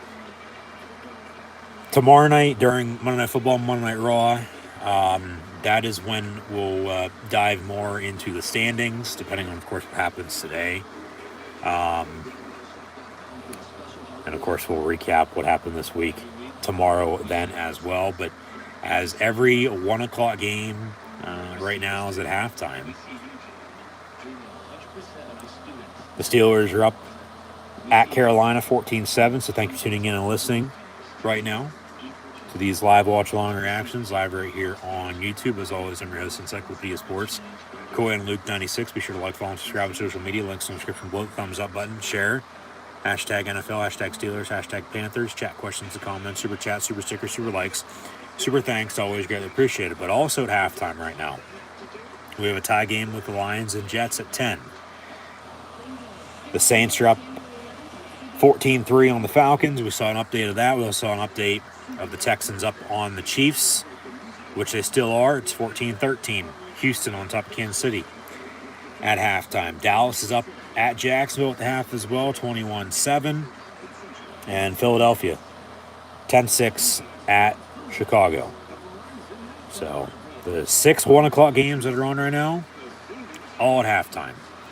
Eagles, 10-6 at the Bears. Saints lead the Falcons, 14-3 at home. Tied at 10 with the Lions and Jets once again.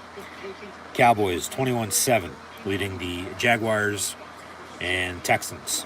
14-13, 1-point lead at half against Chiefs. And, of course, right now, Steelers up 14-7 at halftime at the Carolina Panthers, and will receive to begin the second half. But still to come, following the 4 games that have already gone final this week with the 49ers, Vikings, Browns, and Bills, all winners.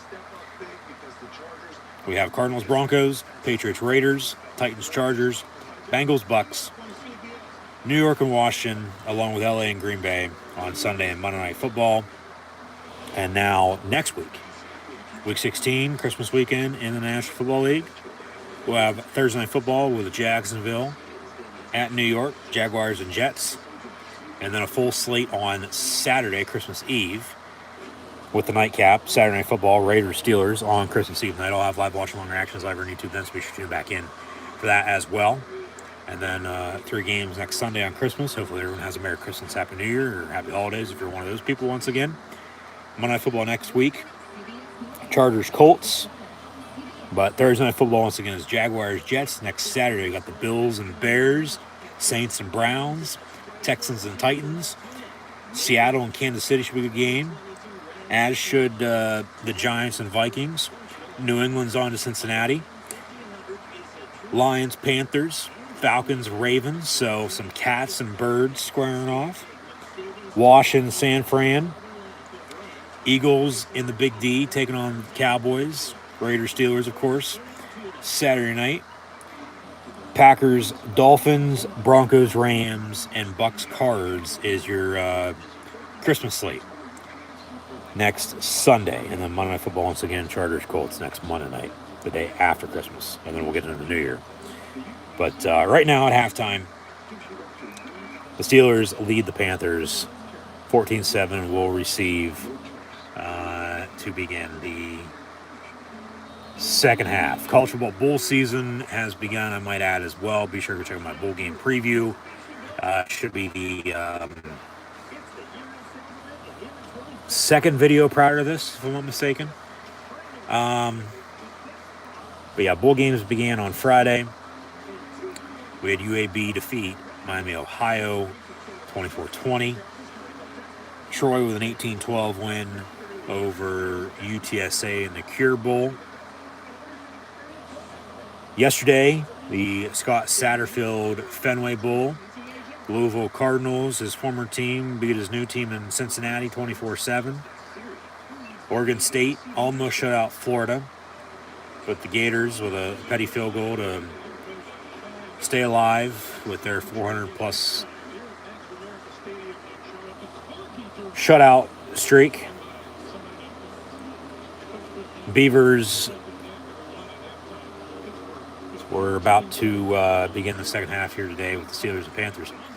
They were able to stay underwater longer than the Gators, winning the Las Vegas Bowl 30-3. The LA Bowl, Fresno State with a 29-6 win against Washington State. Frank Gore Jr. went off last night, had over 300 yards rushing against Rice. They win by 2 scores, 38-14. Those rushing yardage was the most by any player this year, along with set a new bowl record, I might add. So, yes, the name rings a bell. Frank Gore. It's the Frank Gore you're speaking of, just his son, Frank Gore Jr. I wouldn't be surprised if he's getting calls to enter the transfer portal right now to transfer elsewhere, but we'll see. And then last night, after we started the bowl season on Friday with 2 one-score games, 3 games to start off yesterday were all blowouts. But then late yesterday we had 3 close games as well. BYU then won the New Mexico Bowl by a point, 24-23 over SMU. And then Boise State won the Frisco Bowl over North Texas 35-32. And the bowl games will continue tomorrow. But be sure to go check out my bowl preview if you haven't done so already. As we begin the second half, it'll be 1st and 10 Pittsburgh, 14-7 lead at Carolina right now, but there is a flag on the play. Run the football. Run the damn ball, Pittsburgh.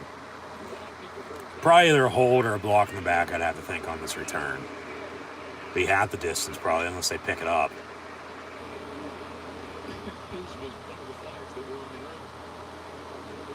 All right, so he picked it up and then threw it back down on the ground in the same spot.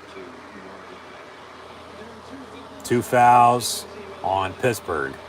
Holding. That's declined. And then a personal foul on this area roughness. And a blindside block on Miles Killebrew. Benny Snell and Killebrew on the penalties. They declined the hold but took the 15-yard personal foul. So 1st and 10 Pittsburgh. Run the football. And Trubisky, don't do anything stupid. He's 9 of 11, about 100 yards passing in the first half, but you got to continue to run the football. And Trubisky's probably going to have to make some plays, no doubt about it, but just don't do anything stupid. So they'll start back inside the 10. And complete Deontay Johnson, and then he slips and falls. But did get about 7 yards. He's 2nd and short. Make it 2nd and 3 officially.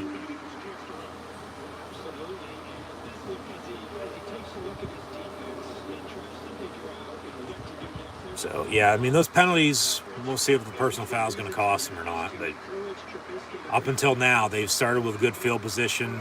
They haven't shot themselves in the foot with penalties or turnovers, but you got to play full 60. Handoff, Najee Harris, about 1.5 yards, maybe if he's lucky, maybe 2. Be 3rd and short. Yeah. Back to the sneak. 3rd and 1. Hell, you know. Trubisky, 2 3rd and 1 quarterback sneaks for 5 yards in the first half. Why not do it again? Sneak it.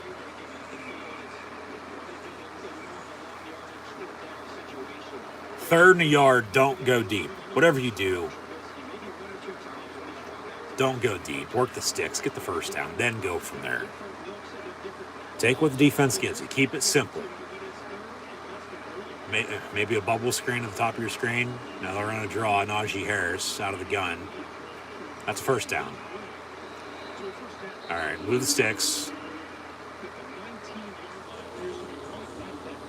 The ref running in was blinded by the imaginable yellow line on the field, making his white stripes yellow. So, but 1st and 10 Pittsburgh.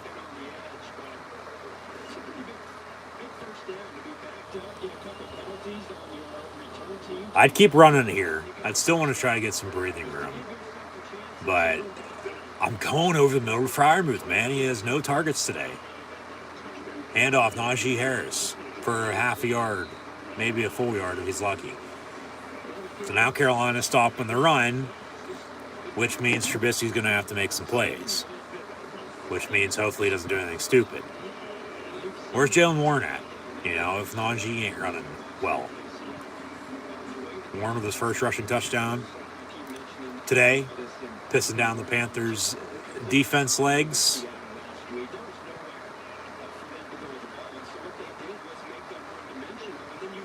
Now they got a 2nd and 9.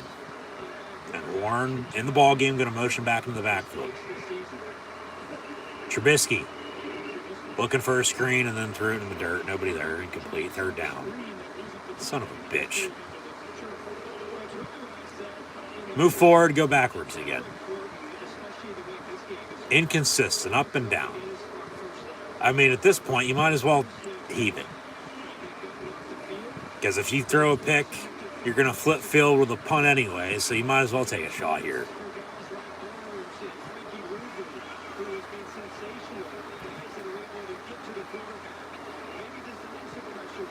Third and 9. 3 minutes into this second half.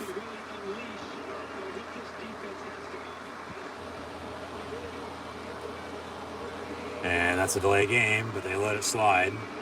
Trubisky looking to throw, and it's caught first down. 11-yard reception that shouldn't have happened. Should have been a penalty, but there is that 1 extra second that they let slide. So they let it go. Trubisky finds DJ for Steeler first down. So back to the run game now.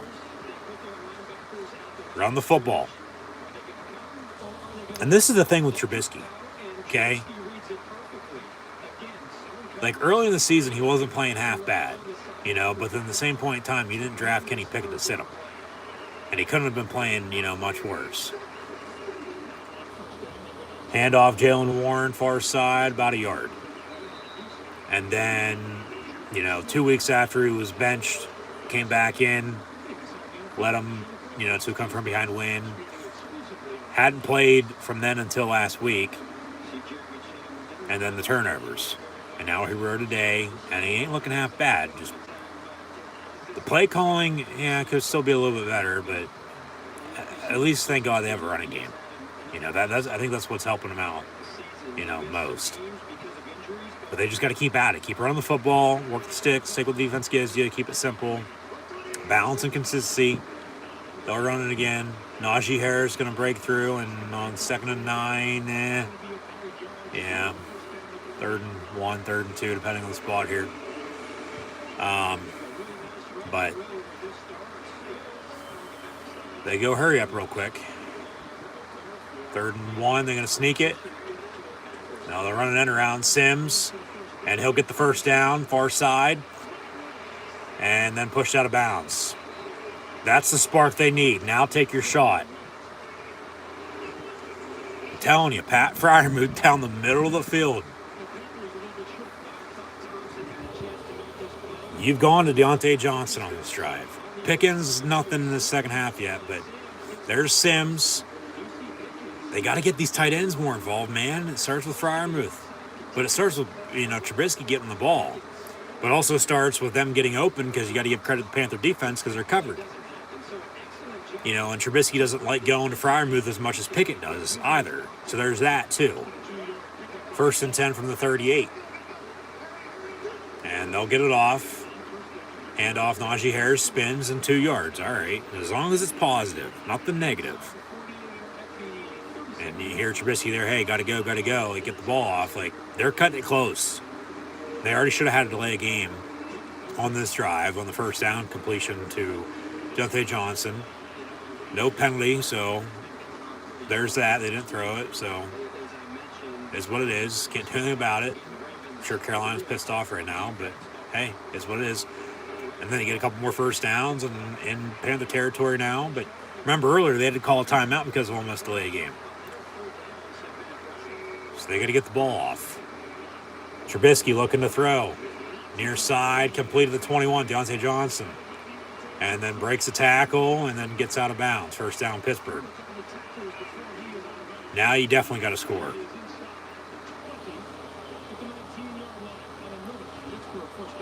I mean, shit, they're going on another penalties declined. Yeah, okay. There's illegal contact on the Panther defense, but first down, yeah, he declined the penalty. Did you step out right there? No. Be about a 3, maybe 4 yard difference anyway if they would look at it. But you got to score. You got to score here. Whether that's a field goal or a touchdown, I'd take a field goal here if you can't punch it in. I would. You know, that's a 2-score game at 10-point lead midway through the third quarter. I'd like a touchdown, though, go at 14.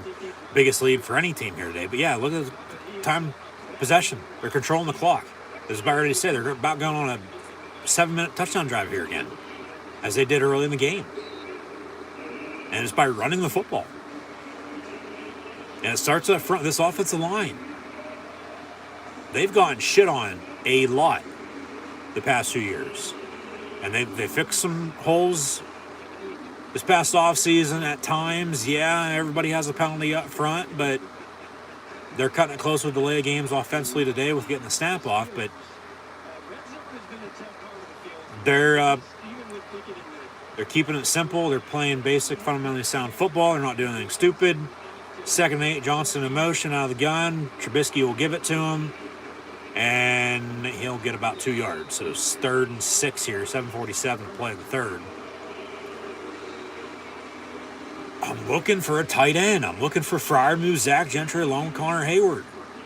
Perfect position in the red zone here to get the ball to them. Don't, whatever you do, don't throw a fade. No fades. Not unless it's a touchdown. No fades.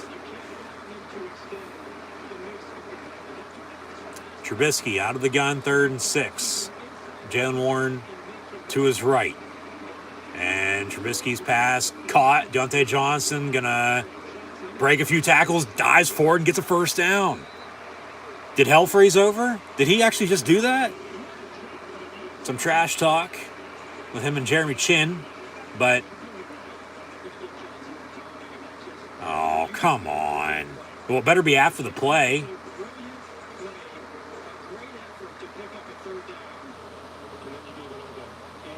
Yeah, he does something good, and then, okay, hell's still hell because he gets the penalty called. Yeah, you can't be doing that. You can't put your chin into chin. So unsportsmanlike conduct on Pittsburgh. 15 yards. Okay, they do give him the first down, but now it'll be 1st and 25. He's got to keep his cool. He gets another, he's gone. Tomlin's talking to him like, hey, knock it the fuck off. Like, he shouldn't be, having to get talked to about this. He knows better. But at least he got the first down. It'll be 1st and goal, but 15 yards, so it'll be a long 1st and goal.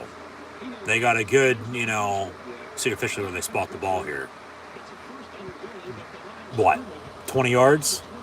Yeah, 22-yard line. So you got 3-4 shots to punch it in from this distance. So they do give them the first down, but the unsportsmanlike conduct's after the play. Trubisky complete, and Boykin in at receiver because Johnson's on the sideline. For that play, at least. We'll see if they hold him out the rest of this drive or what. Yeah, you got a 1st and goal inside the fucking 10. You got a 1st and goal now, 2nd goal at the 20. Johnson back in. Just don't say anything,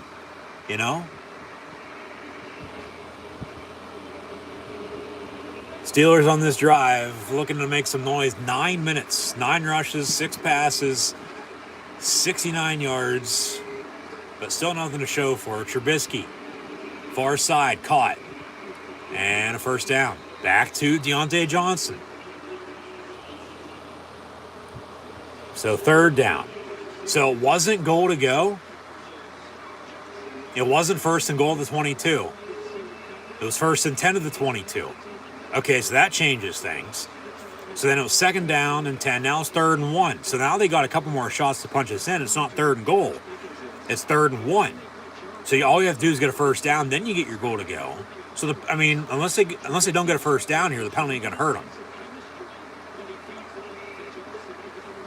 Derek Watt, fullback dive, 1st and goal. So, okay. The 11, well, no new set of downs, actually. 1st and 10 at the 11, so they got another 8 shots to punch it in. Because it's got to be inside the 10 for a goal to go. So now they got a couple more extra chances to punch this in. And they're controlling the clock. I mean, hell, can they go 11 yards in, 5 minutes and control the whole third quarter, for the hell of it here? Yeah, look at that time possession. 10 minutes to nothing. Pittsburgh's had the ball since kickoff at the beginning of the second half. By running the football. Working clock. And if they score here, handoff, Najee Harris up the middle, gonna be brought down at the 2, be 2nd and 1. Keep working the clock here. They score here. I'm not gonna say it might be enough, but it might be enough. It might be the dagger to Carolina. Might be your ball game, honestly.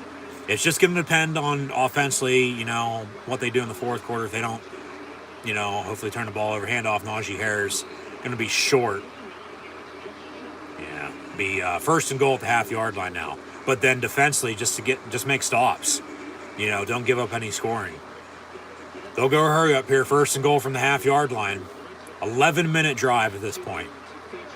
And they've gone the distance. Even with penalties that back them up, they've continued to move forward, and they sneak it, touchdown Pittsburgh. Mitch Trubisky with his 3rd sneak of the day. That's a touchdown. He's in. Oh, my ass. How the hell did he not get in? All right, 2nd and goal. Do the same damn thing. It's a fucking touchdown.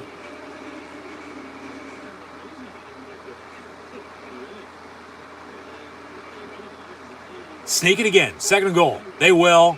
And he definitely got in that time. Yeah, so chin that. Steelers with a super kick. Almost a 12-minute touchdown drive to begin the second half. 20-7. Yeah, 20-play, 12-minute touchdown drive to begin the half. And they extend their lead. 21 plays, 91 yards, 11-minute, 43 touchdown drive.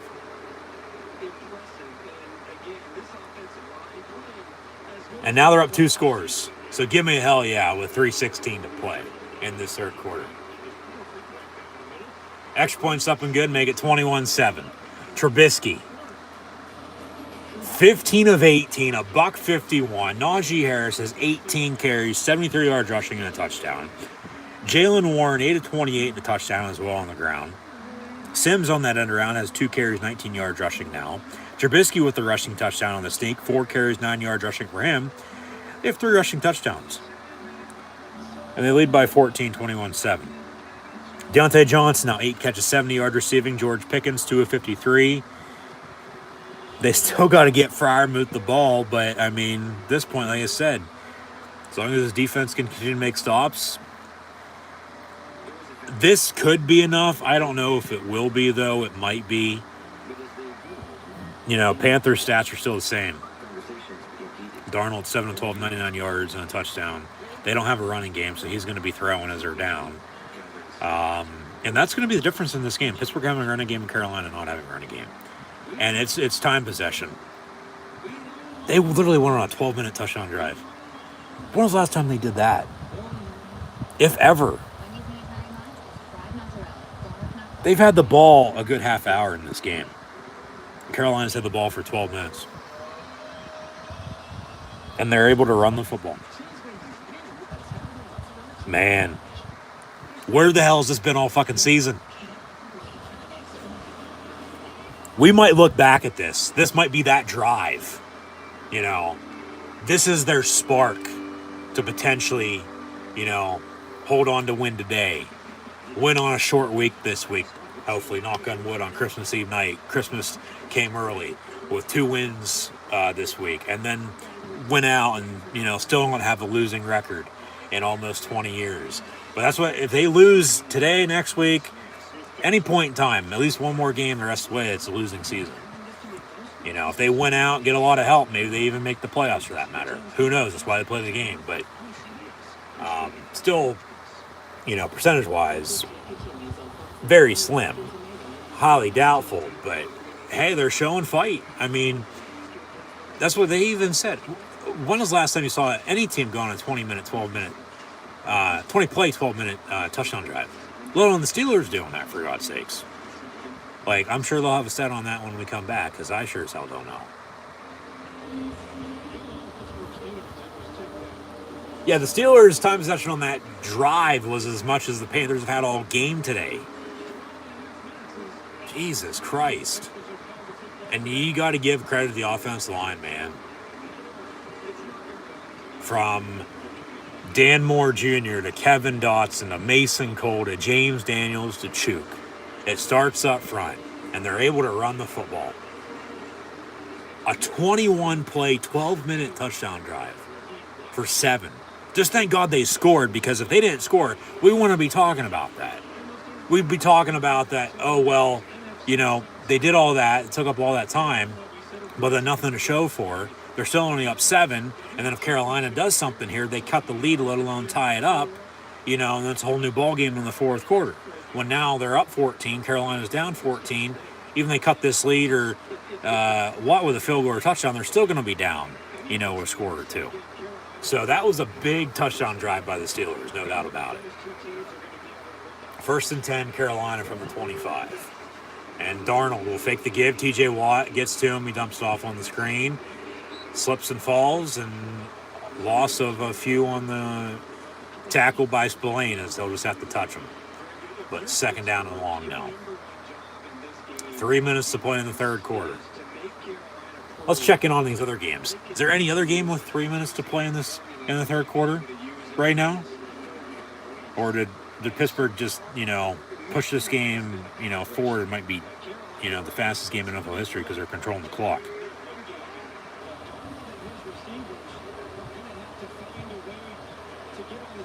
Yeah, everything else still has about 10 minutes or so left in the 3rd. Here we are almost near the end of the 3rd quarter, for God's sakes.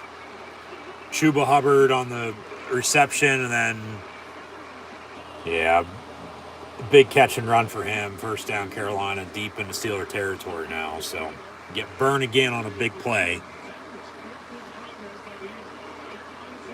Carolina fighting back.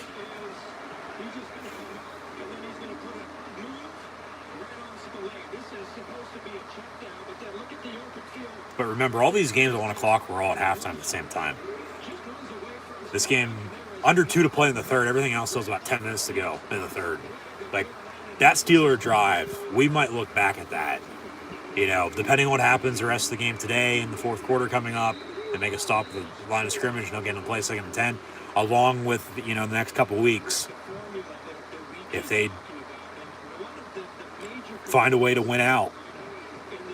No losing record, no losing season. Whether they make the playoffs or not at that point, you know, who knows. But just what a drive. What a drive. But then they give up a big play on defense then, again. So 2nd and 9 from the 32. Fake the give from Darnold. They'll sack him again. Highsmith.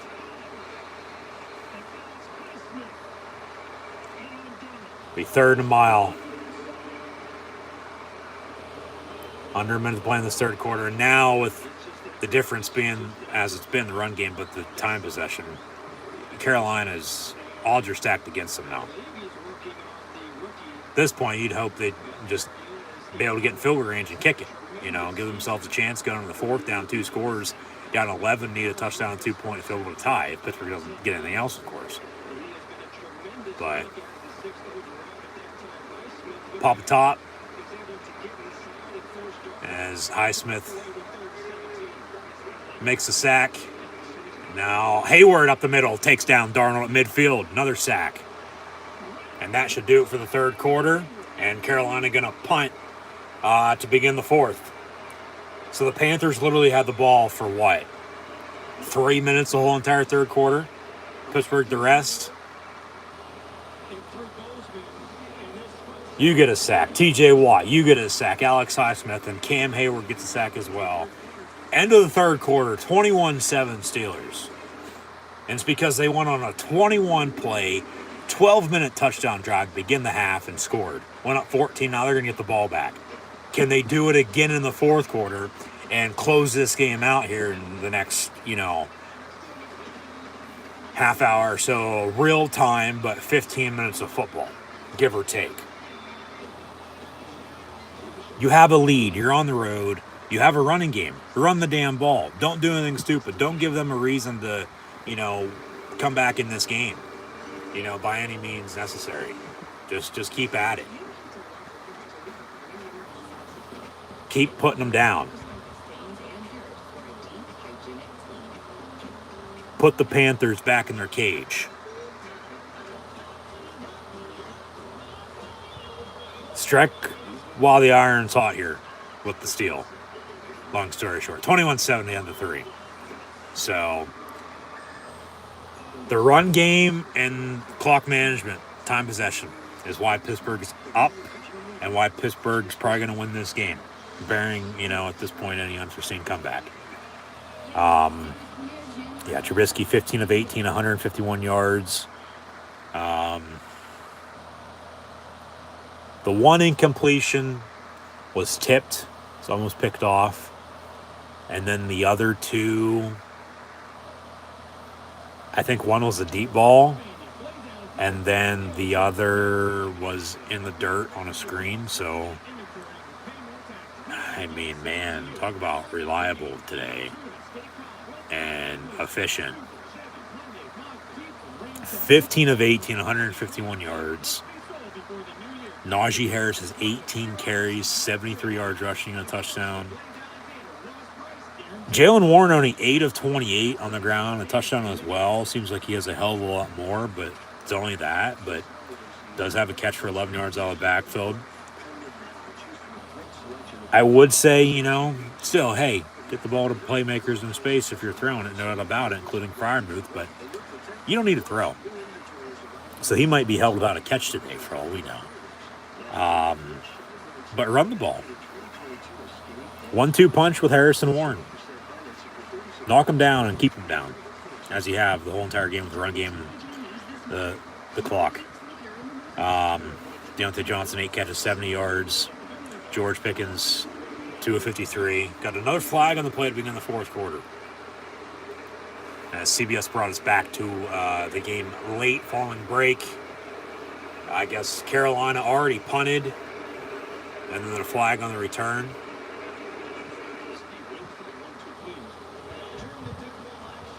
Oh, there's a dead ball foul, unsportsmanlike conduct on the Panthers. 15 yards. Oh, shit, it was on Pittsburgh? Let's see a replay of this, because we didn't even see anything. What the fuck is he doing?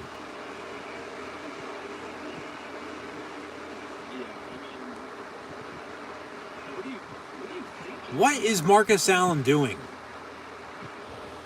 So even before they punted, he goes over to their fucking bench and starts talking shit. What the fuck? And now no punt, and they maintain possession, 1st and 10. If I'm Deontay Johnson, if I'm Marcus Allen, I'm not playing the rest of the fucking game.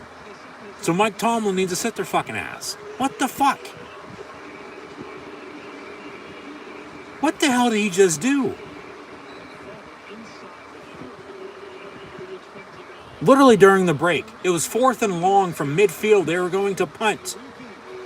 Another update.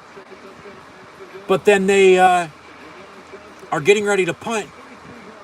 He goes over to their bench and starts talking shit. What the fuck? And he's been on the cut radar for a few years, and they've, brought him back. Yeah, he blocked the field goal, and Grant Haley picked it up and scored. And as a Penn State fan myself, yes, I appreciate that. Thank you to Marcus Allen and Grant Haley for that blocked field goal and a return for a touchdown in 16 against Ohio State. They won the Big Ten, still don't make the playoff because they got fucked with it. But he's been a Steeler ever since. What the hell is he doing there, though? Literally, what is he thinking? You don't do shit like that. There's been a lot of trash talk today, but you keep your fucking mouth shut. What in the hell? And now they got a 1st and 10 at the 12 when they were going to punt from midfield to begin the quarter. I swear to God, they lose this fucking game. We're going to go back to that, and that's why. Now, see if Carolina can take advantage of it. They'll hand off again. 2nd down and 8 from the 10. I mean, that's a fireable offense, honestly. He's a good special teamer, but he doesn't really do anything on defense. And it's next man up mentality. You're going to act like that. I mean, cut his ass. Bless you, buddy. You doing, big dog? What's up? You all right? But yeah, just what the hell? And then they almost sack him again, and then Edmonds gets to him, ball's free, out of bounds it goes. It'll be incomplete.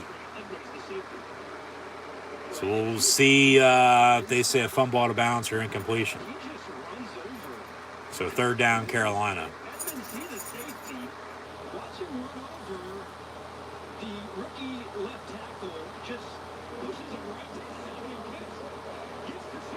Yeah, that's incomplete. But that should be intentional grounding. There's nobody there. You're throwing all these flags, you got to call it down the middle.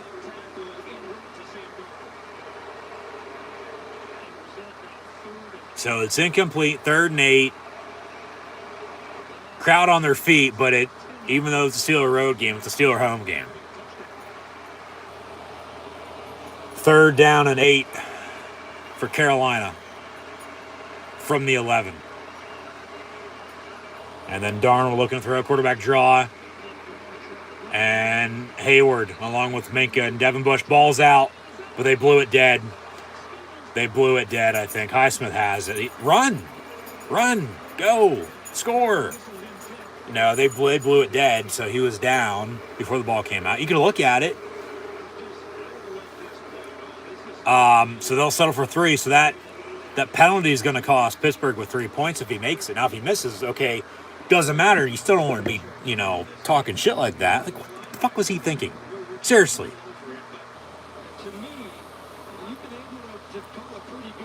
4th and 9, or they might go for it for all we know. No, they'll kick it. And then you're still down 11. You need a touchdown, a 2-point, and a field goal to tie. If you can, stop them on defense. 29-yard field goal for Carolina. Kicks up, kicks good. So it's 21-10. So the Marcus Allen penalty costs Steelers 3 points. God damn. What the fuck? He's just lucky they didn't score a touchdown. I'd say no. You're not playing. Sit. That's just, what the hell? I don't think anybody can believe what just happened there with that. Like, what in the hell?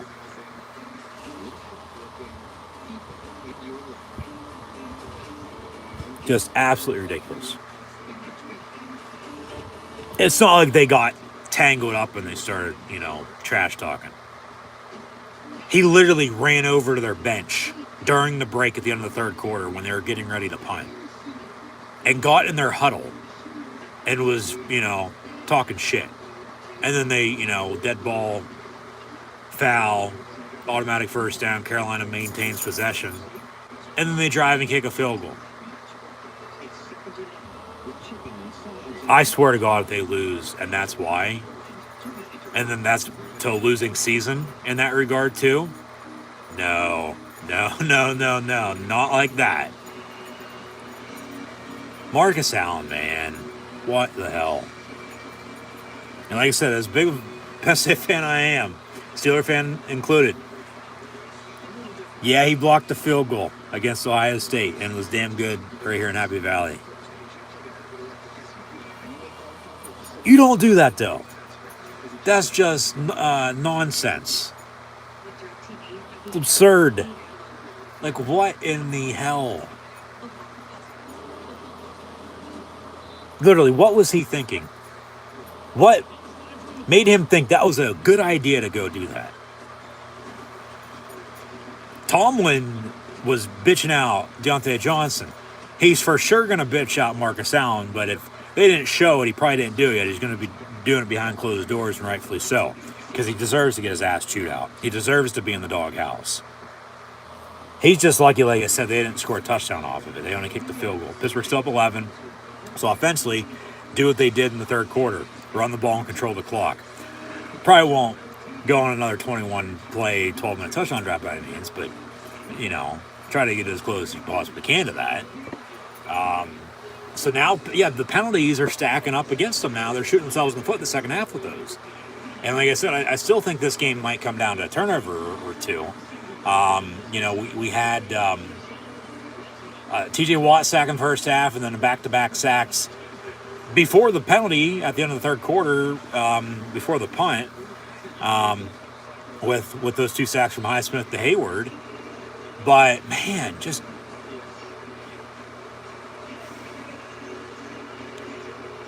run the ball offensively, work clock. As Carolina kicks off, we'll have a touchback. Just, yeah. All right. Nothing stupid. No penalties here again. Or if you do, make sure you go forward with it. But no turnovers. Don't give them a chance. You have them right where you want them at. And keep putting them down.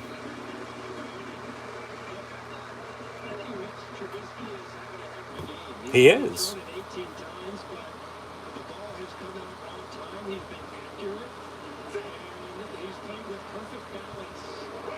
So 1st and 10, Pittsburgh from the 25. They'll fake to get to Najee Harris. Trubisky looking to throw, going to roll out near side. And then it's incomplete out of bounds, intended for George Pickens. Run the damn ball. You have a lead on the road with 11:46 to play. Work clock. Make them call their timeouts. Jesus Christ. And if you are throwing, throw something better than that. Wasn't on him, you know, just good coverage, but play calling wise needs still to be better.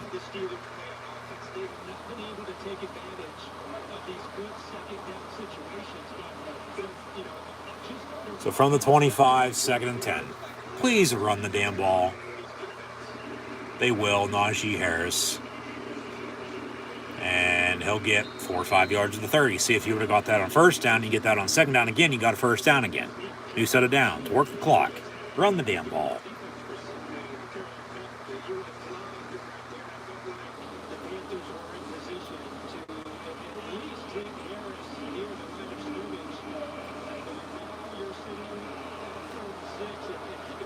It's 3rd and 6.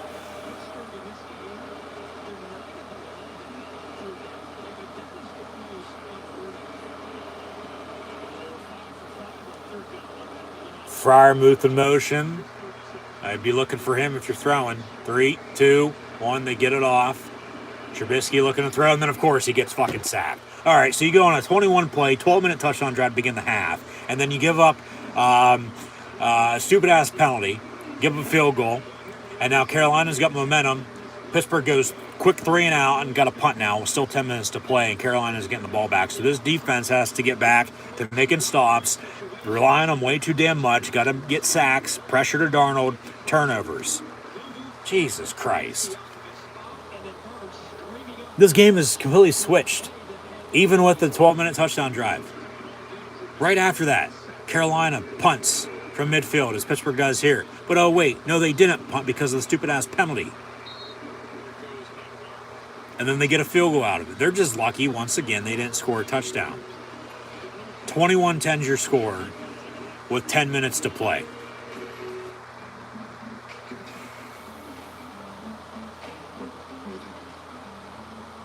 You got to be kidding me. How in the hell? But what's new? It's Pittsburgh Steelers football. Go on a fucking 12-minute touchdown drive. Take up the whole entire third quarter. Stupidity on special teams from Marcus Allen in between the third and fourth quarter.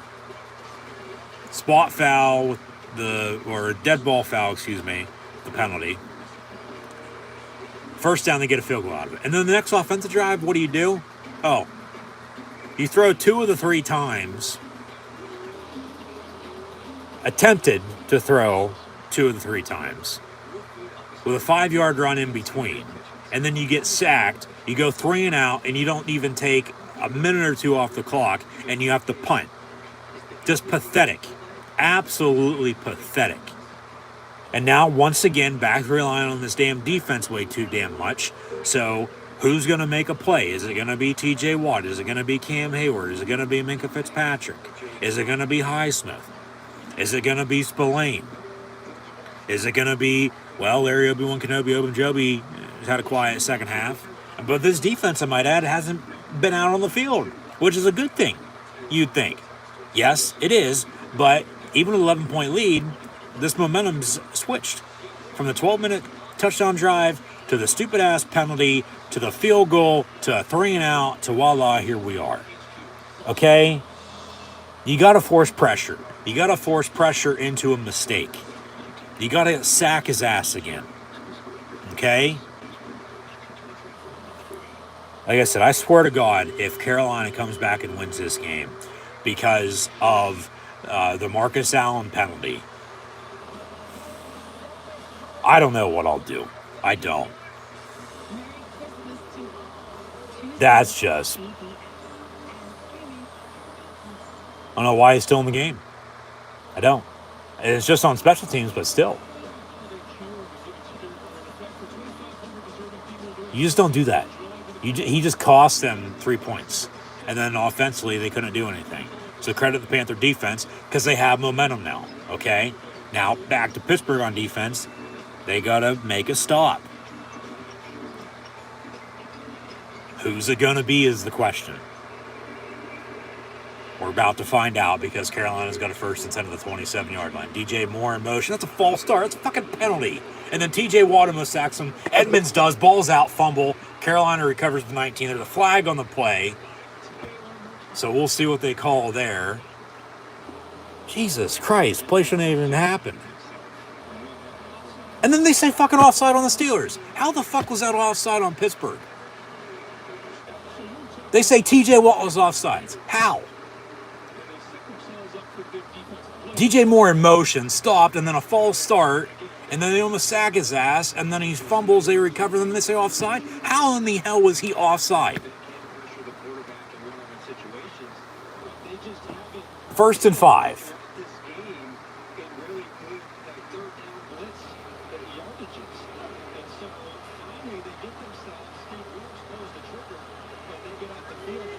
More pressure.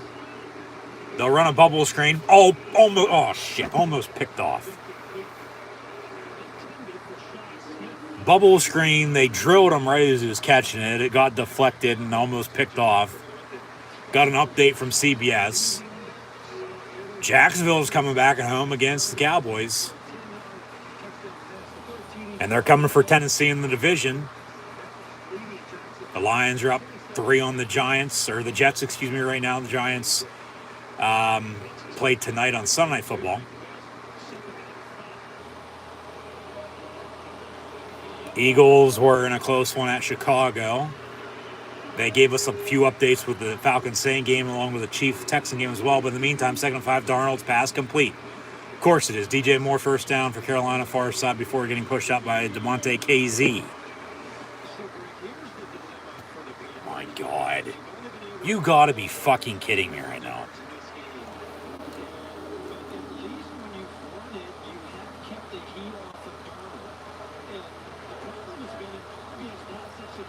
First and 10, Darnold looking to throw again down the middle, caught, and then tackled by Millette and Fitzpatrick. They're trying to rip the ball out. And now really getting chippy, some pushing and shoving back and forth. We getting a fight?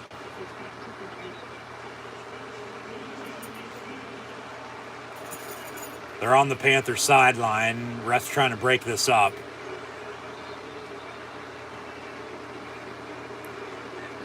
Normally these two teams, when they meet, they have good history. They'd always play the final preseason game of the year. And then, they only meet once every 4 years in the regular season, with the crossover. I mean, they can meet more now moving forward with the that extra game potentially. But even with that being said, Pittsburgh still owns this series 6-1 all time.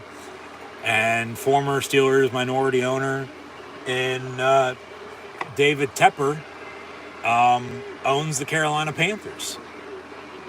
Darnold looking to throw, and it'll be caught, touchdown, incomplete in the end zone. Good coverage by Cam Sutton, and then a flag on the play.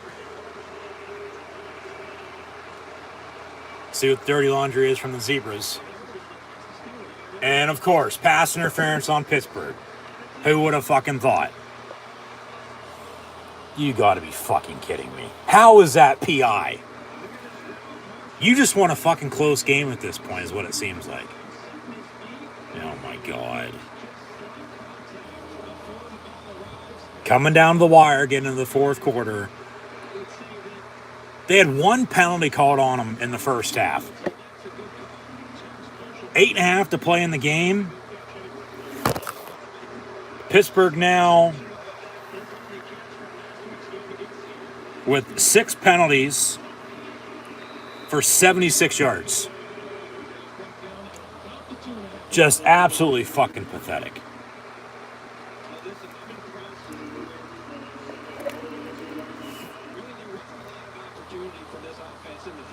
Second and goal, Carolina. As the PI. Did they spot that at the 1? Because it occurred in the end zone. Or did they say 15 yards, half the distance?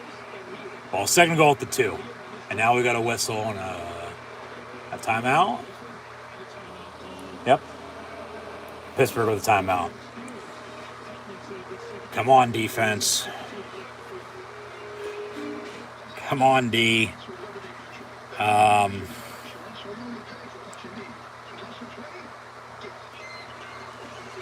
This is all going to circle back to the offense doing something here late. And even with controlling the clock and having a running game, they're still going to have to run the ball late in the fourth here if they get the ball back to, seal it. Because these refs, for one, there's that. Mike Tomlin won't have anything to say about them in his post-game press conference. I can guarantee you that.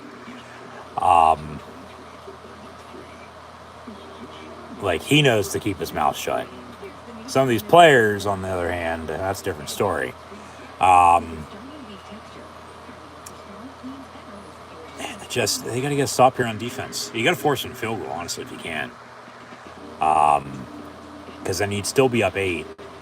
And then you hope, to run the ball and work some more clock here late, final 7-8 minutes. Run the clock out on them, potentially. Let alone, field goal, go up, 2 scores again at 24-13. But if you give up a touchdown here, you're up 4, kick a field goal, you're still up 7, but maybe they score late, force overtime, give a touchdown, you score yourself, you're up 11 again. Game's probably over then at that point, but they still got to get stopped here on defense. But then it's circling back around to them doing something on offense, and then turnovers. And then Trubisky, is damn good as he's looked today. Early, they had 2 touchdown drives, and then 2 punts, and then the half ran out on them. 12-minute, 20-play touchdown drive began the half, but then a quick 3 and out once they got the ball back. And it all switched after the back-to-back sacks by the Steeler defense on Sam Darnold. It did, because of the Marcus Allen piss-poor decision, just stupidity. As this game's gotten chippy, it has. There's been a lot of trash talk. Refs need to get it under control for sure. And they've done an all right job, but that's when it switched. Because then they were going to punt from midfield, but then they continued to drive, kick a field goal, and now they're knocking on the door looking to score again. Second goal from the 2 for Carolina after the Steeler timeout with 7:52 to play. Handoff, Foreman. And then they make the tackle for loss. Highsmith, ball's out, fumble. And it looks like Pittsburgh has it. Edmonds. They're going to show a replay.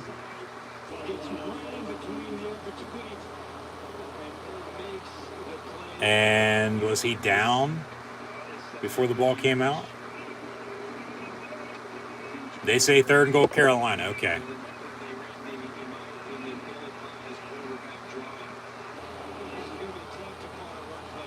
Got to make another stop. Pressure.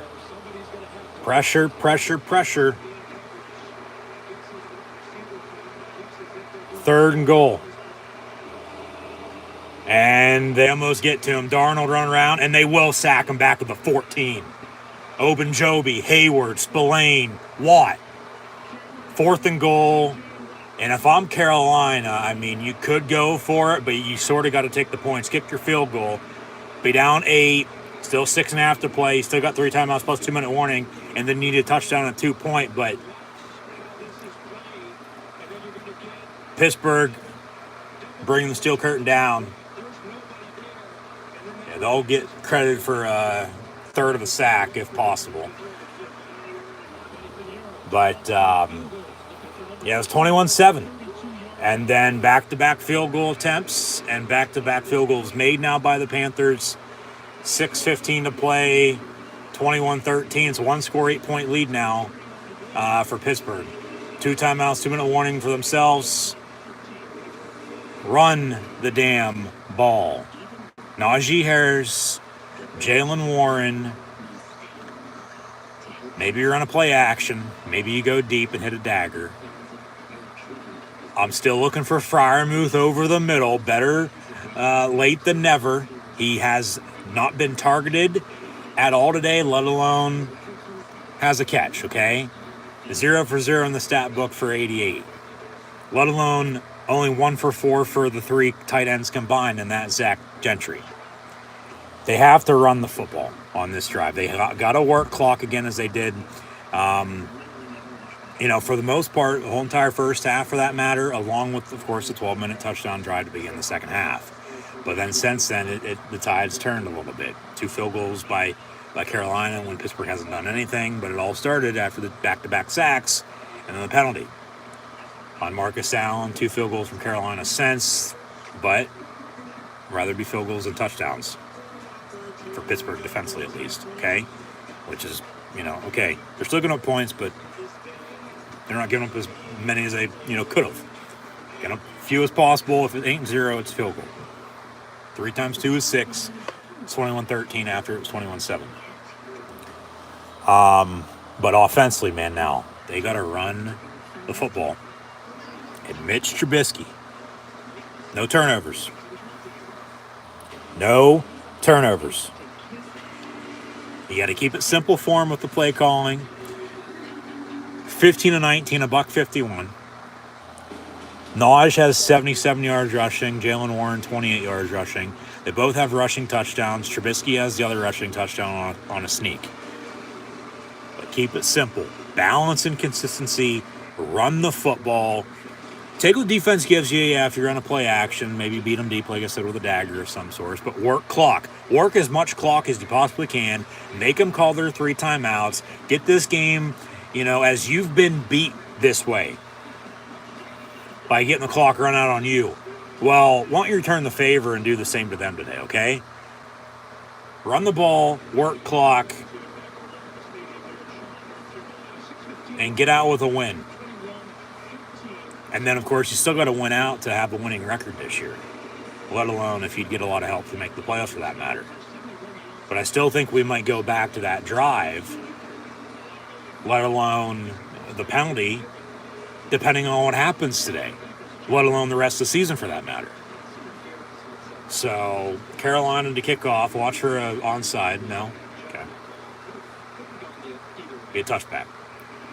1st and 10, Pittsburgh from the 25. So, yeah. Run the ball. Keep it simple. Simplify the offense. Play calling doesn't need to be anything, major or spectacular. No turnovers, whatever you do. No turnovers. And no penalties either. Penalties cost them here in the second half, no doubt about it. But just run the ball. Make them stop it. Make them want to get the ball back. Make them call their timeouts once again. And then, you get stops on defense and, seal it. And once again, they rely on this defense way too damn much, no doubt about it. But it's put up a shut-up time right now for Pittsburgh offensively. The Panthers' mantra is keep pounding. Well, let's keep putting them down with the run game and the clock. Trubisky under center. They will hand off Najee Harris. And he gets a yard. So 2nd out of 9. 6 minutes to play. And another update.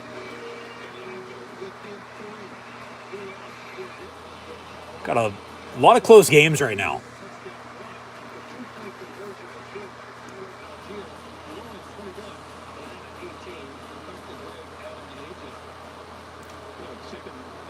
As everything here at 1 o'clock was all at halftime at the same point in time.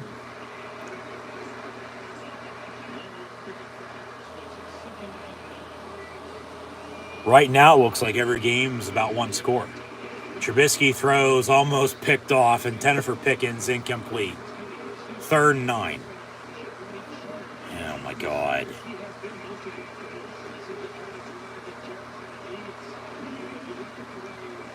Just why and how in the hell does this always happen?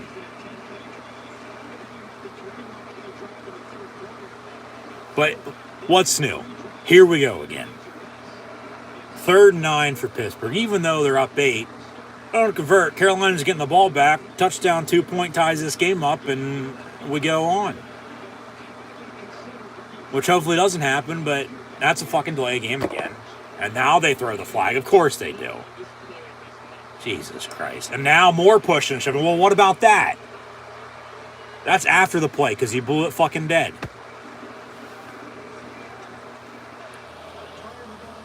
Yeah. Oh, they say false start rather than a delay game. They don't even know what a fucking penalty is anymore.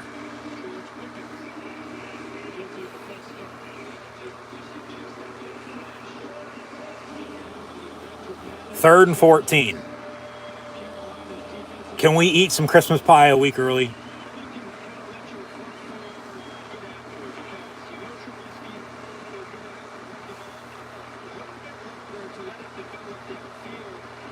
I play it safe. I run a draw. I run a screen. I am not. I'm not doing anything stupid here. Snap the fucking ball. Over the middle is caught. Deontay Johnson spins, gets the first down. All right, out past the 40. Thought there for a second he wasn't going to get it because he started to stutter and spin when he easily could have kept running and got the first down. But then he spun and got the first down anyway. All right, now back to the run game. Run the ball, please. We're all having heart attacks this time of the game as we do every game anyway, so what's new there? But Jesus Christ, man.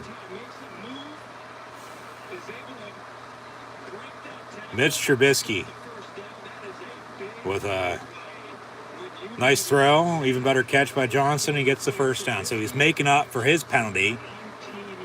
Gunner in motion. Handoff, Najee Harris up the middle. 6, maybe 7 yards. 2nd down. Under 5 to play. 4:34 officially and counting to play. Keep running the ball. Make Carolina call their 3 timeouts. Get this game under 2. You know, honestly, if you score, even better. Field goal would probably do it. Touchdown for sure would put them down and out. But if you can keep just running the ball and work as much clock as you can, make them call their timeouts, get this game under 2 minutes to play, you might not even have to score again. You might just be able to take a knee, and that's it. And then they sort of luck out in the 4th quarter, even with everything that happened, which is still unacceptable with what happened. But handoff, Naj, and going to lose a few yards. And, of course, they're trying to strip the football, and rightfully so. They're trying to force a fumble, create a turnover, and get the ball back. But should have known it, even with, as thought, okay, potentially the game's going to come down in the fourth quarter, late in the fourth quarter. But then even with everything that happened, okay, might be enough now. No, still coming down in the fourth quarter. And Pittsburgh, they got to win out. And they got to get help to make the playoffs to show up the playoff picture. But they got to win out to have a winning record, let alone get the help to make the playoffs. 3rd and 6 again. Maybe call a timeout here. No. 3, 2, 1. Another. They get it off. Trubisky, pass, complete far side. Johnson. They'll wind the clock here in a minute. With 3 minutes to play. First down. North Carolina calls a timeout here. He did get out of bounds, but we're not under 2 minutes yet.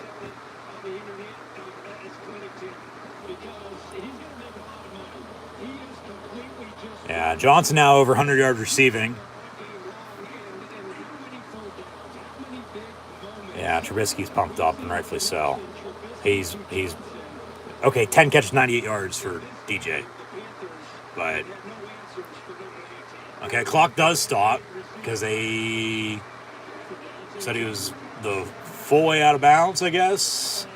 And now the Steelers call timeout because they can't get the ball off. They're having clock management issues with the play clock with potential delay games. It's been all day, all game. But they are working clock, but they still gotta know better. It's like snap the ball. So the clock stops with a timeout now anyway. So 3 minutes to play, but I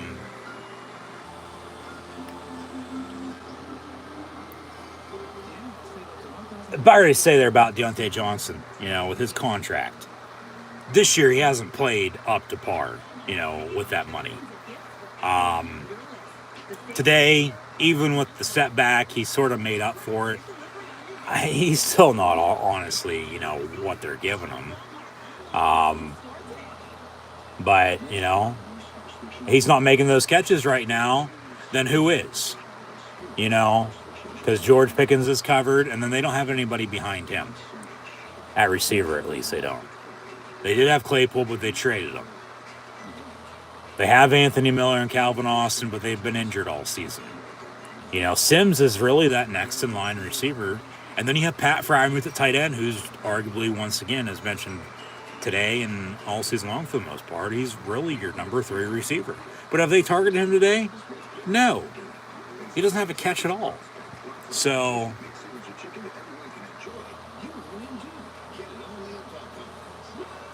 yeah, just got to find a way to continue to work this clock and find a way to win this game. This should be the first game that's over with. We got 3 minutes to play. Everything else, mid to late, or early fourth quarter, and everything, as mentioned, is a one-score game right now. 21-13 here with the Steelers on top of the Panthers. Eagles are leading the Bears 17-13. Saints 21-18 lead on the Falcons. Lions 13-10 with the Jets. Jaguars have taken the lead at home against the Cowboys 31-27. And the Chiefs lead the Texans 24-21. So, yeah, 4-3, 3-8, 4 and 3-point lead. It's all one score. And then got 4 o'clock games, Sunday night, Monday Night Football, still to kick off. But what's new? We're coming down the wire with the Steelers here in action right now. Up 8, rather than being down, at least they're up. At least they were able to, do what they did early, especially on that drive to begin the second half, and then, from there on. But, which hasn't been much since. Penalties have hurt them. But 1st and 10, handoff Jaylen Warren. And he'll get 4, maybe 5 yards. Second down. Stays inbounds, I might add. So the clock's going to run unless Carolina call a timeout, which they do. So the clock will stop with 3:01 to play. And guess what CBS is going to do? They're going to take another TV timeout with the commercial break here. So we'll get back to the action momentarily. Yeah, be smart. Nothing stupid. You got to be smart in this situation. You got to continue to run the football. Of course, no doubt about it. Stay in bounds if you possibly can, but don't turn the ball over. I don't know if they're going to or not with a deep shot, with a dagger of some sorts to ice it. Because that might be now, might be on another second or third down coming up if they get another first down potentially. But you still want to work as much clock as you possibly can. You want to make them call their timeouts. You don't want to give them the ball back with time and timeouts, because then that's an eternity. And yesterday we just saw the largest comeback in NFL history. Okay? So no. But that's just a given for any game, just not because of what happened yesterday or what's going on right now or what's happened in the past or what's going to happen in the future. You got to play smart, okay? So these play calls should just be runs. Make them call their timeouts, get a first down, take the 2 minutes, and then that should do it, honestly. You could probably drain it from there. You think about it, 3:01 to play, you get one more first down here. Make them call their timeouts. Take this to 2 minutes. 2-3 kneel downs later with the play clock at 40. That honestly should do it, you think about it, if they'd get a first down here. So we'll see. Just nothing stupid. No turnovers. Run the damn ball. Or if you are throwing, you are going deep and you're going to end up punting, you think, at least you're flipping field. As long as you just don't give a big return on that punt if you would punt, or on the interception return if you throw a pick. You flip field that way, one way or another. Think about it. Just, nothing stupid, man. Just keep at it. Keep running the ball. Yeah, it'll be 2nd and 6 with 3:01 to play, and Carolina has 2 timeouts. You think about it, they get 1, maybe 2 more first downs for sure. Game's over. It is. And they might not even have to score, but they score, field goal, touchdown. Should definitely be over with that. Gunner in motion, back in motion again. They'll hand off Warren, and he'll spin forward for first down, but I think maybe be a half yard short, depending on the spot. Or are they going to give him that? That's all going to depend on the spot here, but a good run by Warren. And Carolina calls a timeout.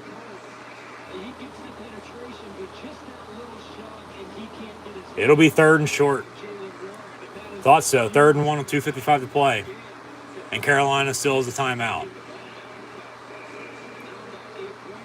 You get a first down here. They'll probably have to get another first down. But first off, you got to get a first down here. Okay? First down. Yeah, they got a timeout, 2-minute warning still, so 2 timeouts for them basically. Tomlin's talking with the refs.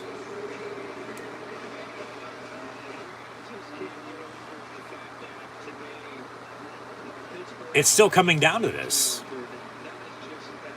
But yeah, they've been able to convert. They've been able to control the clock.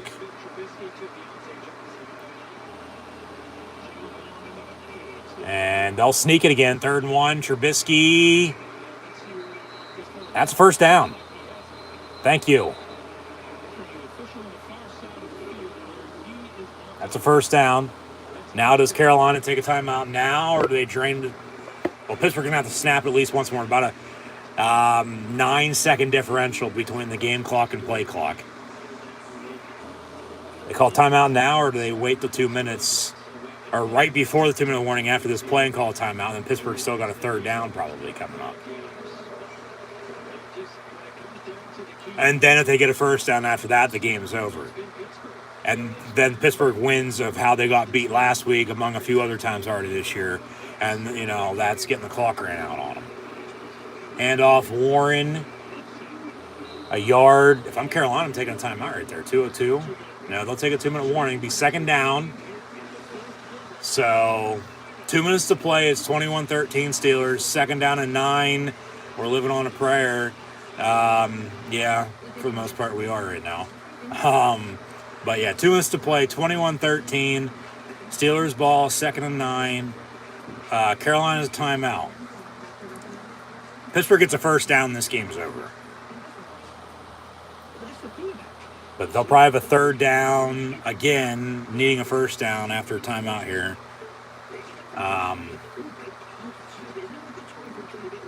As long as Pittsburgh gets a first down, this game's over.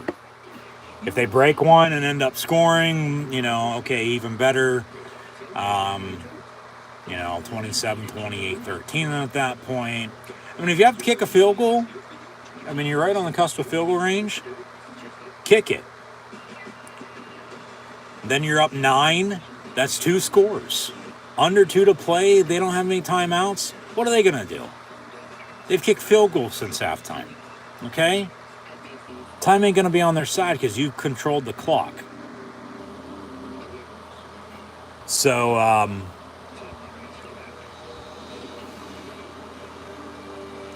yeah, Pittsburgh should win this here. Just get a first down, and that should do it.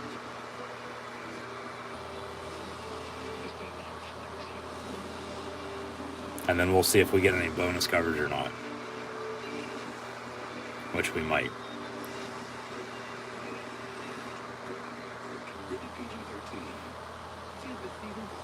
We'll get back to the action here in a second, and then we'll update some final stats and scores once we hit a final score. So, just as always, once again, thank you for tuning in and listening. Hopefully you're enjoying. If you are, along with hoping for a Steeler win, be sure to hit the thumbs up button. And thanks for tuning in and listening. Be sure to like, follow, and subscribe on social media. Links in the description below. Thumbs up button is mentioned. Share, chat questions and comments, super chat, super stickers, super likes, super thanks. Always greatly appreciated as well. And here we go. 2 minutes to play. Steelers ball, 2nd and 9, up 8, 21-13 at the Panthers.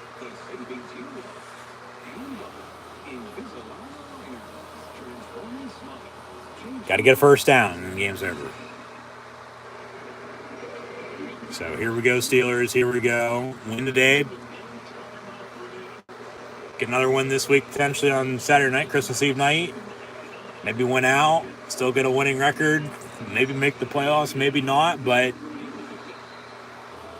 like I said at the start, they're 60 minutes away today and the rest of the year, for that matter, with a loss in any of the 4 games from a losing record this year. They'll hand off. Najee Harris for 3, maybe 4. Carolina with the 3rd and final timeout with $1:55 to play. 21-13, your scorer is mentioned. 3rd down for Pittsburgh. 3rd and medium, 3rd and about, 5, 6. I say 3rd and 6 officially. First down, game's over. If you don't convert, you got a 4th and short. You drain this clock and call a timeout and decide if you want to kick a field goal or punt, pin, and beat at that point. Which you're right there in field goal range. So with Boswell, I think he'd be kicking it, but you just want to have it blocked, and returned. Full circle back to Marcus Allen with what he did. So 3rd and 6. Carolina can't stop the clock again. Run it. They will. Najee Harris. Steelers get a first down. Game's over. However, they won't get a first down. They only get a yard. So 4th and 5. They can drain this clock to about $1:10. And then call a timeout. And then you kick a field goal. You're up 9, 24-13. The game's still over with a made field goal here. Because they don't have any timeouts. They need to score quick, along with then kicking an onside kick and get the ball back and kick game-winning field, game-winning touchdown at that point. Steelers with a field goal here will win it. So Boswell comes out for a 50-yard field goal, but don't snap it. They will. I was going to say call a timeout. But Boswell's 50-yard field goal is up, and it's good. So 24-13 with $1:04 to play. That should do it. And Mitch Trubisky, man, what a fucking game. 17-22, $179, but they had a 157-yard rushing on 44 carries as a team with 3 rushing touchdowns, himself included with a sneak. Najee, 24 of 86 in the score, and Jalen Warren, 11-38 in the score. Deontay Johnson, 2 yards short on 10 catches of 100 yards. George Pickens, 2 of 53. and then that was it. Jalen Warren had to catch for 11 yards. Sims had to catch for 10 yards. Freiermuth, 0, nothing. Tight ends had 1 catch for 4 yards between the 3 of them. It was Zach Gentry. And then the defense making stops, had 3 sacks. Yeah, controlled the clock by running the football. But then it looked at a point in time, all the penalties they've had against them this second half might hurt them to a point, okay? And it started with the back-to-back sacks to midfield. Carolina was going to punt. Marcus Allen gets a dead ball foul called against them. Carolina goes and kicks a field goal. They kick another field goal. Until Pittsburgh kicks a field goal, there goes up 9, 24-13 with a minute 4 to play. We'll have a return from the goal line, but this should do it. Carolina, no timeouts. Good return to the 37-yard line. Jesus Christ, so many tackles his ass. No, that should do it. 24-13 is a 9-point lead. It's a 2-score game. Carolina with no timeouts. They're going to have under a minute to play now, 54 seconds officially. Another update. We'll get to final stats and scores in a minute, but the Panthers are going to have to score here quick. Hope to get the ball back on an onside kick and score again with a game-winning field goal, game-winning touchdown just to win the damn thing. And with a loss today for either of these teams, you'll fall below 500, and for sure, even if you would win out, have a losing record then this year. And Pittsburgh, hold on to win here, it looks like. 6-8 going into Christmas Eve. Pass incomplete when they host the Raiders on Saturday night. Have live watch long reactions live on YouTube then. You should tune back in. And then, into the new year on New Year's Day, and then the final week. Whether they play on a Saturday or that final Sunday of Week 18, we'll see what the NFL says with scheduling when that game is. But of course, be sure to subscribe. We'll have live watch long reactions with Penn State and Pittsburgh Steelers football live here on YouTube. But incomplete, 2nd and 10. But yeah, of course, they got to win out to have a winning record, which is still possible. But then they got to win out and get a lot of help, even to make the playoffs for that matter. 2nd and 10, Darnold dumps off, complete, pushed out of bounds by Edmonds, 3rd down, but 44 seconds here. We will get bonus coverage. We're tied at 24 with the Chiefs and Texans. Who would have thought the 10-win Chiefs would be tied with a 1-win and 1-tie Texans at 24 here today? But hey, that's why they play the game inside on paper, side on the field. A lot of close games, a lot of one-score games today, as mentioned.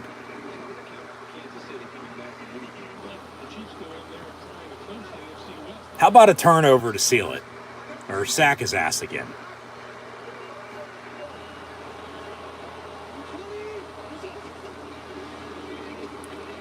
Sam Darnold. That's a fucking hold on 56. Down the middle, it's caught. DJ Moore. And then Spillane going to bring him down, along with Hayward from behind. First down, 30 seconds and counting. But, time's just going to run out on them. They're down 9. Even if they would score, it's not going to matter. They'll spike it, clock it. 23 seconds, 2nd and 10 from the 34. But Pittsburgh's going to win, 24-13, 24. They're going to kick a field goal. Do you blame them? No. Because then you get an onside kick. Need a touchdown on 2-point then to tie at 24.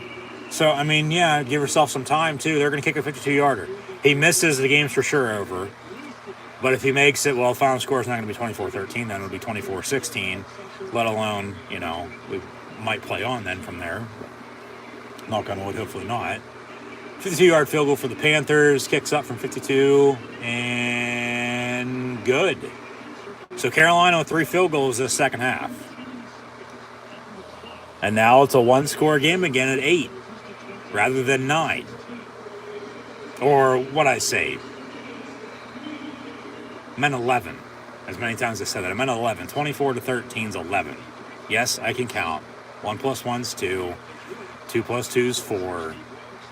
The difference between 24 and 16 is 8. So back to a 1-score game. My bad.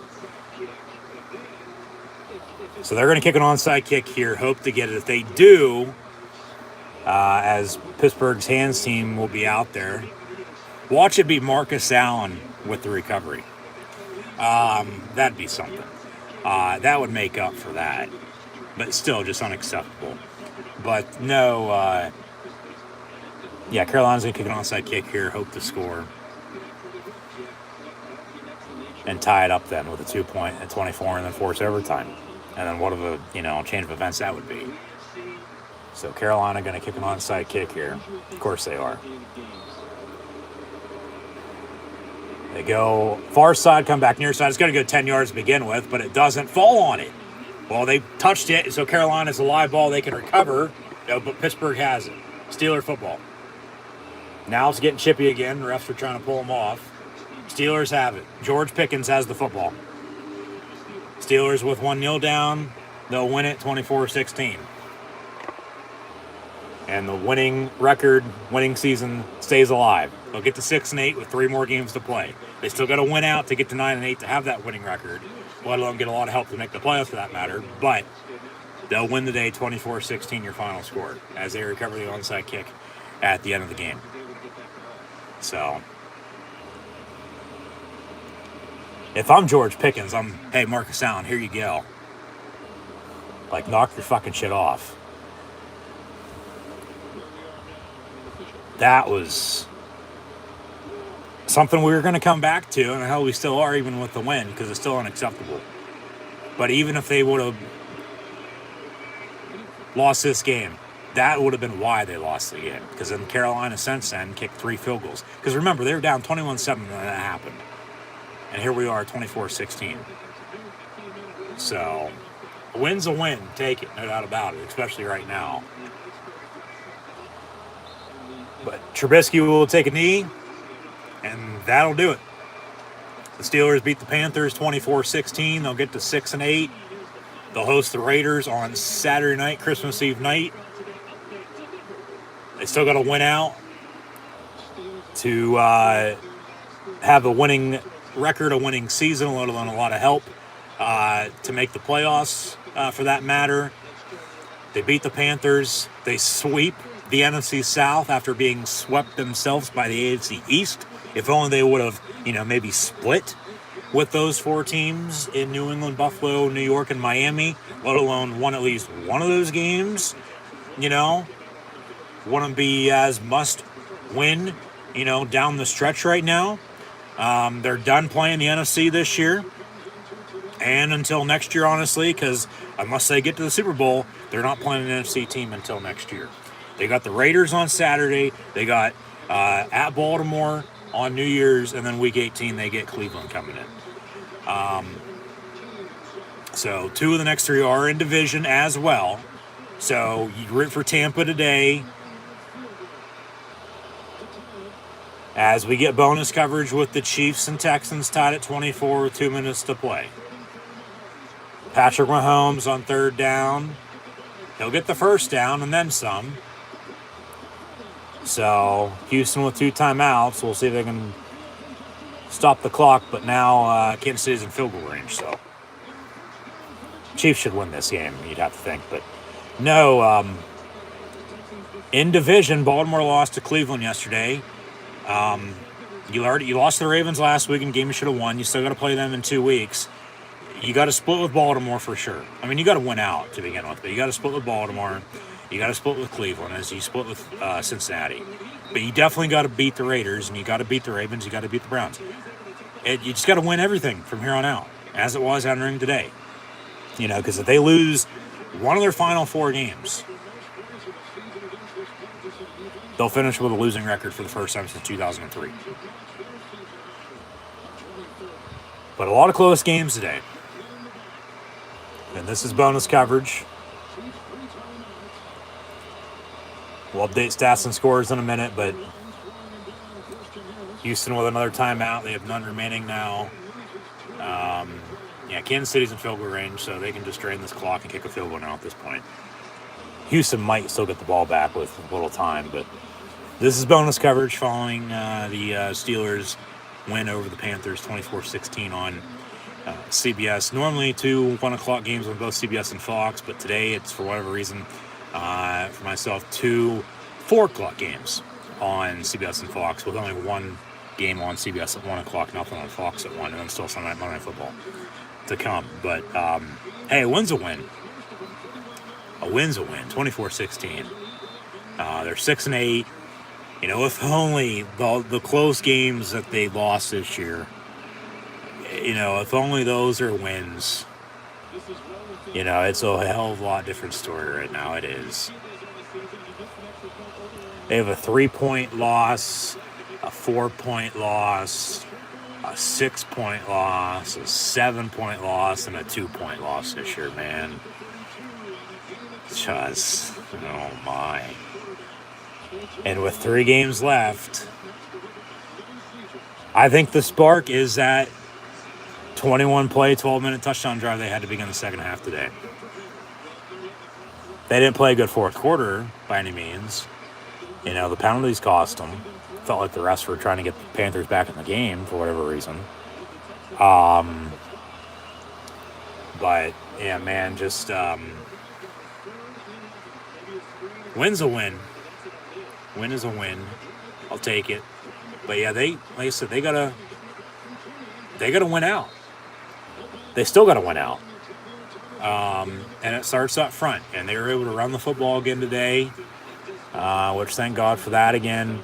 You know, now, other than last week, you know, since the bye week, they've been able to run the ball in, you know, 5 of the 6 games.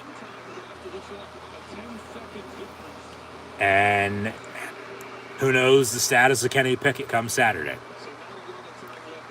Still in concussion protocol. If he's healthy, does he play? I would think so. But if he isn't healthy, you know, okay, then Trubisky starts again. I had thought, okay, potentially, yeah, at the start, depending on how the game was going to shake out, that we'd see both quarterbacks today, and both Trubisky and Mason Rudolph. But we only saw Trubisky because, well, we didn't need to see Mason Rudolph because Trubisky didn't do a damn thing wrong. 17 of 22 for $179, and then also on the ground had 6 carries for 9 yards and a touchdown for 6. So making noise as well on offense. And they have a running game, which they hadn't had a running game until after the bye week. And still, the one-score games, you know, find a way to win them. You know, just, 3-point loss, a 4-point loss, a 6-point loss, a 7-point loss, and a 2-point loss. Not going to say how many they won by any means, because I don't need to. A win's a win. Chiefs with a 51-yard field goal. No good. We're going to go to overtime, it looks like, with the Chiefs and Texans tied at 24. So we'll see if they stick with it as bonus coverage then or not, because sometimes they're, whatever word you want to use, get a hair up their ass and don't want to show it to us. But,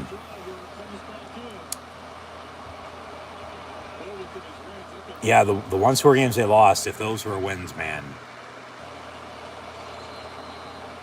1, 2, 3, 4, 5. I mean, they're, 10, 11 wins this year and a couple more, less losses. You know, they're one of the best teams in the fucking league. They find ways to win, but then they lose the close games. They held on today. You know, if only. Coulda, woulda, shoulda, though. But they've put themselves in this position. Now can they get out of it? Can they win out? You know, if they don't make the playoffs, that'd be fine by me, okay? As much as I'd want them to make the playoffs, they're going to need a ton of help with winning out. But just win out. Get the winning record at this point. And still don't have a losing season since 2003, which is unheard of nowadays in football. Absolutely unheard of. We are going to overtime with the Chiefs and Texans side at 24, and it looks like they will stick with it here as bonus coverage. And also around the league right now, might add. Update some other scores if anything else is going final or close to hitting a final score. Chiefs with the tails. Chiefs getting the football. So if they score, they win. Kick a field goal, Texans still got a chance.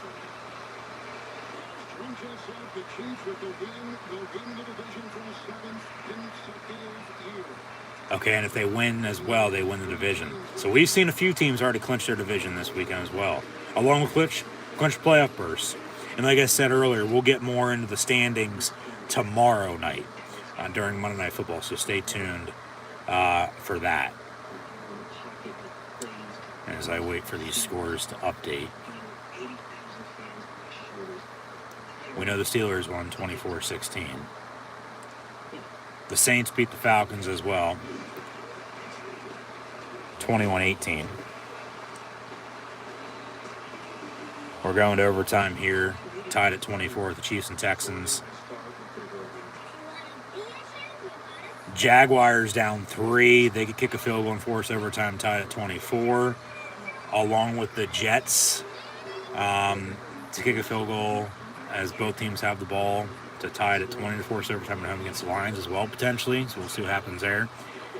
And then the Eagles are up 25-20 at Chicago with 2 minutes to play. So only 2 games have gone final. This is a game we saw a lot of updates on with Atlanta, New Orleans. Saints win it by 3, 29-18, and then Steelers beat the Panthers 24-16. 49ers beat the Seahawks 21-13 on Thursday night. Of course, yesterday we saw the largest comeback in NFL history. A 33-point deficit. Vikings came back, forced overtime, and won at home against the Colts 39-36. Browns beat the Ravens yesterday 13-3 as well, and the Dolphins up in Buffalo as the snow came down in the fourth quarter, lost on a game-winning field goal 32-29 against the Buffalo Bills. As the 49ers clinched the NFC West, the Vikings clinched the NFC North yesterday with their win. The Bills clinched a playoff spot last night in their win as well. The Eagles were the first team to clinch a playoff berth. Now, whether or not they win the division or not, they play Dallas next week. We'll see. The playoff picture's coming together, though, for sure. But yeah, teams clinching berths and divisions and, teams winning and losing. Almost had a tie again yesterday. We go to overtime right now, tied at 24, though, with the Chiefs and Texans. Kansas City ball from the 9, and that's complete to Juju Smith-Schuster, of course, former Steeler in his first year in Kansas City, first down Chiefs. So we'll watch this game, see what happens, and then we'll give a full recap of everything else that's happened around the league today with final scores, and we'll go from there. Jaguars tie at 34, so Cowboys Jags going to overtime, tied at 34 as well. And the Jets could potentially go to overtime, tied at 20 with the Lions.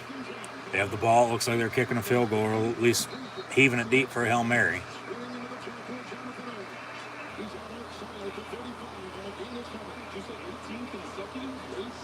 And then the Cardinals and Broncos, along with the Patriots and Raiders, just kicked off.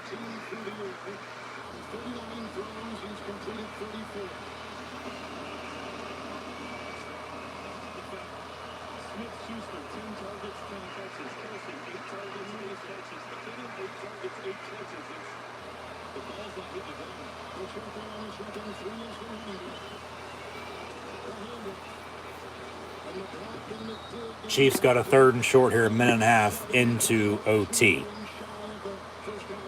Okay, the Jets either must have missed a game-tying field goal or sacked on a Hail Mary, or the Hail Mary didn't convert. Lions win 20-17. So the Saints are right now the only home team that's won today. 3-point game, 3-point win.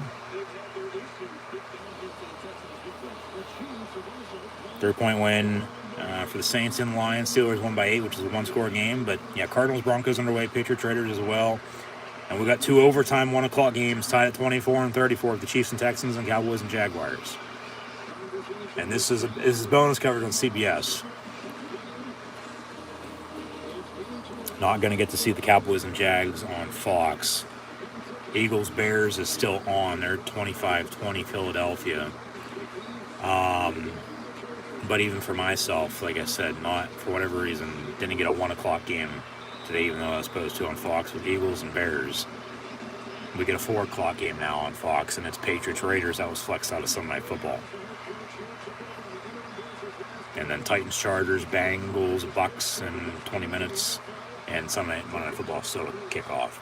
That's that. Chiefs score, they win. 3rd and 1, Kelsey on the reception. The midfield, he goes. Kick a field goal, of course, Texans still got a chance.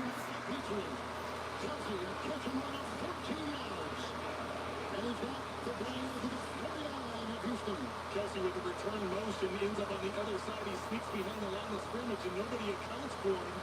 Of all the people on 3rd down, you got to know what Travis Kelsey is. And he sneaks out that flat for easy completion that gets it across the 50-yard line. You've got 3 new changes in this game. Houston led out of the first half. So from midfield, 1st and 10, Kansas City. A handoff for Jerick McKinnon, about a yard. And, of course, get to watch this Raider game now, which is, a little study on the game for next week for Pittsburgh. Derek Carr going to go deep down the middle of the field and incomplete intended for Devontae Adams. Remember, the Raiders came to Pittsburgh early last year and ended up beating the Steelers. And, of course, 50 years after the Immaculate Reception, that's why that game's Saturday night. Be in prime time on NFL Network. And I'll have live watch long reactions live right here on YouTube then. So we'll see if the Raiders are also going to be 6-8 with a win today, or if they'll be 5-9 and then, losing record for them anyway. But then they could, give Pittsburgh a loss and then they're done too. Play spoiler.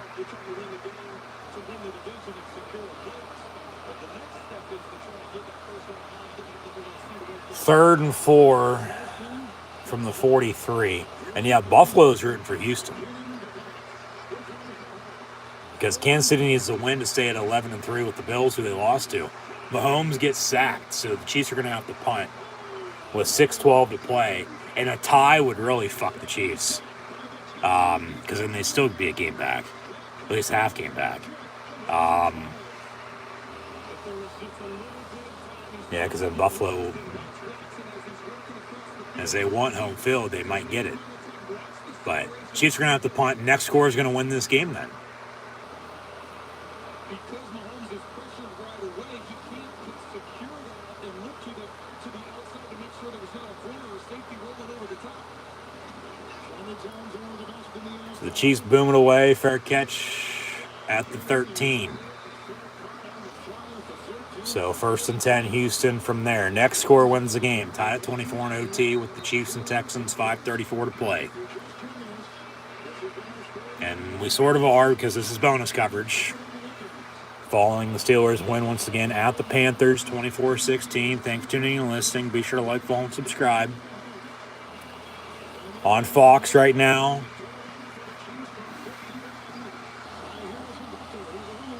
We got the Patriots and Raiders tied at 0. But we're also in overtime on Fox as well, tied at 34 with the Cowboys and Jaguars.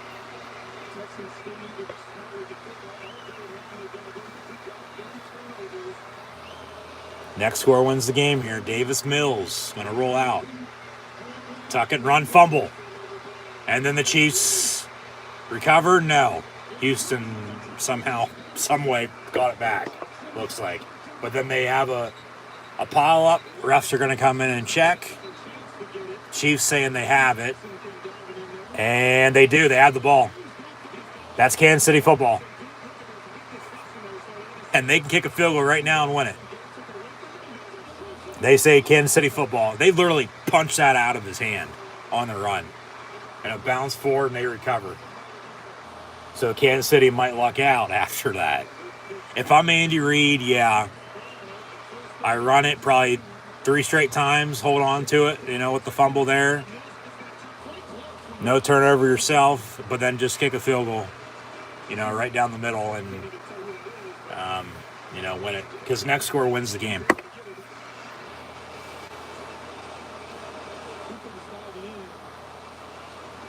Or you can just kick it right now because you're in field range. But remember, you missed a field goal to end regulation to get to overtime. Because you're still tied at 24, so.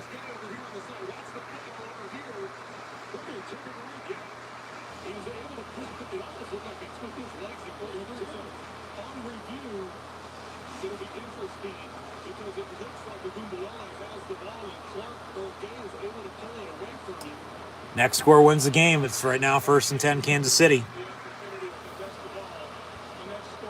Yeah, next score wins.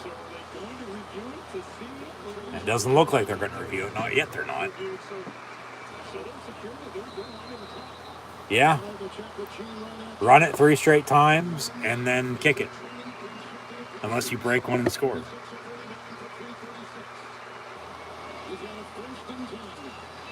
Mahomes going to hand off. Jerick McKinnon, far side, inside the 20. And, well, they won't even have to kick a field goal because he gets in from 25 yards out. Touchdown Chiefs, and they win at 30-24.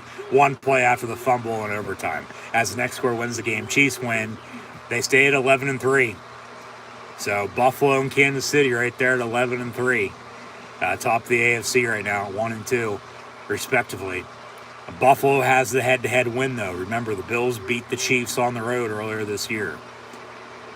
And they both win on game-winning scores this weekend as well. So the Chiefs win. Next, they'll take us to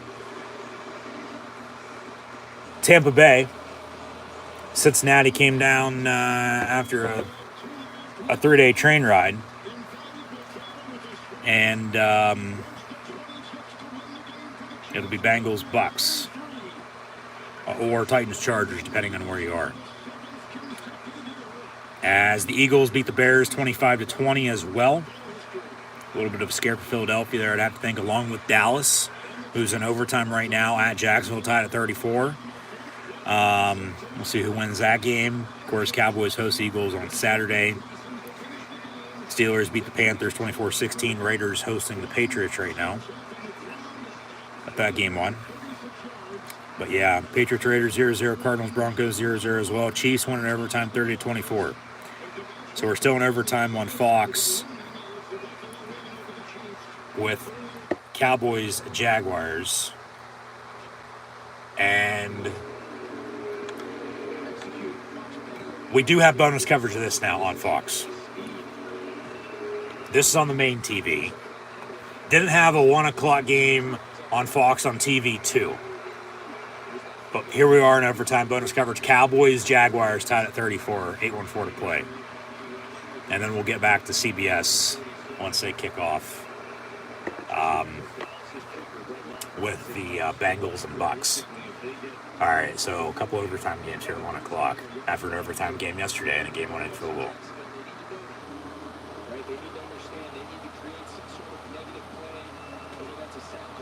All right, so now we're going to have Fox on bonus coverage after the Eagle win, 25-20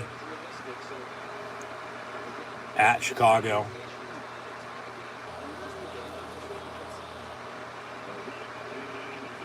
It's Cowboys, Jaguars tied at 34 in OT. We'll have the 4 o'clock game on TV 2 on Fox at 4 o'clock here with the Patriots and Raiders. Raiders setting up for a field goal. And then we'll put CBS on as well. And see the start of Bengals Bucks. But after I sign off today, I'll see everybody then tomorrow night for Monday Night Football. So 3rd and 4 for Dallas from the 47. Over the middle, incomplete, picked off by Jacksonville. Down the far side and pick 6. That's how they're going to win this. Holy shit. Jacksonville just beat Dallas on a pick 6 in overtime. You got to be kidding me. And the Jaguars are 6-8, and they're coming for the Titans in the AFC South. And the Titans are 7-6 at the Chargers today. Cowboys fall to 10-4. They'll have to clear the field real quick. For whatever reason, they're going to check it. But, yeah, Dak's pass was caught, but then bobbled and tipped up in the air. They pick it off, good block there, and then they return it for a touchdown. That's how they win. Oh, my God. And that's how the Cowboys lose. Hey, but they're America's team, so why not? Everybody's happy when the Cowboys lose. Wow. 2 explosive finishes in overtime back-to-back as bonus coverage for myself, I might add. As Doug Peterson, the former Eagle coach, beats the Cowboys again with the Jaguars. As Jacksonville's 6-8, right there in the mix, in the hunt, potentially as the division winner, let alone a wild card potentially. What a game is right. What a, back and forth affair. I mean, see bonus coverage of it. The Cowboys lose. Eagles win. Dallas hosts Philadelphia next week. As we'll put CBS back on here. And we'll see kickoff with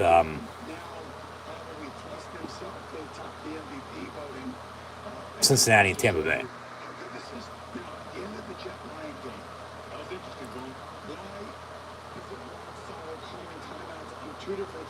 Yeah, what happened at the end of that game?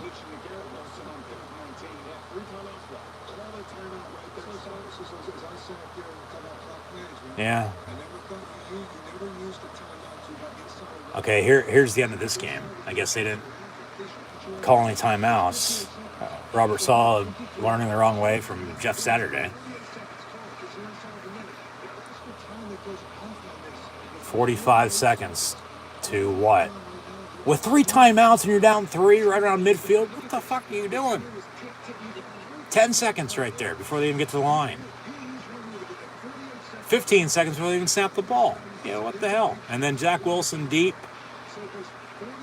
And then incomplete. Yeah, you just wasted 20 seconds. 23 seconds, yeah. Raiders field goal is up and good, by the way, too. 3-0 for the silver and black. All right, so all these 1 o'clock games are over. Eagles beat the Bears 25-20. Saints beat the Falcons 21-18. Lions beat the Jets 20-17. And then the 2 overtime games here at 1 o'clock that were bonus coverage for myself.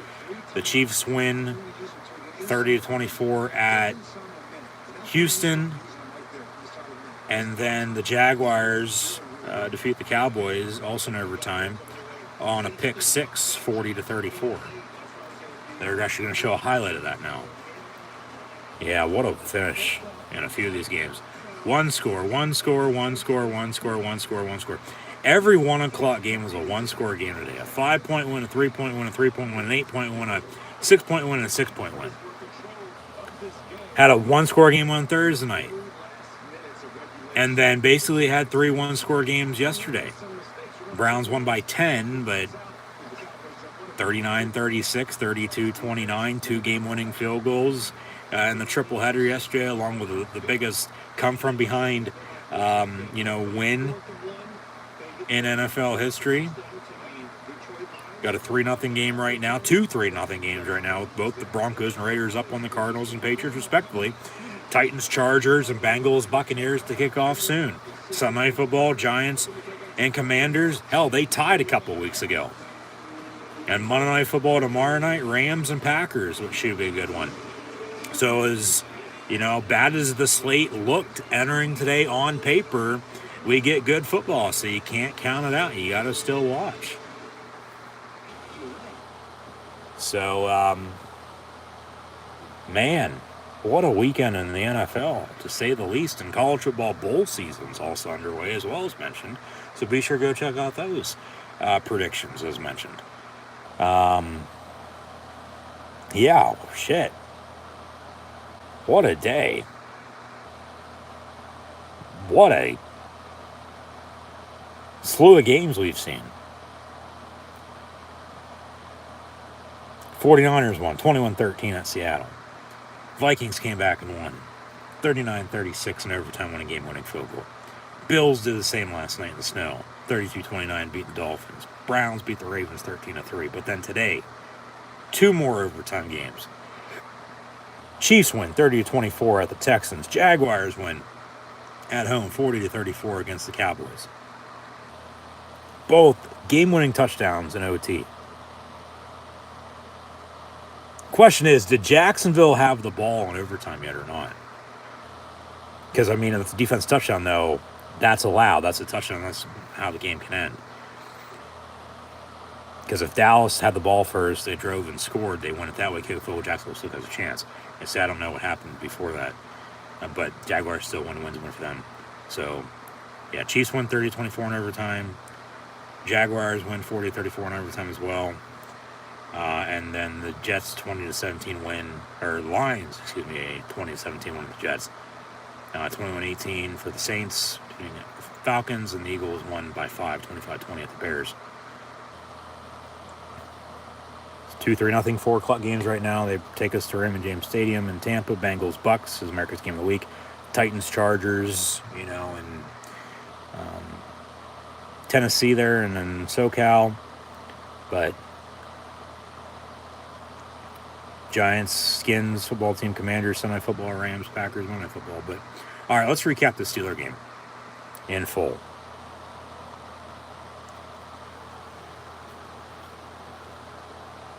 Where to begin is the first thing.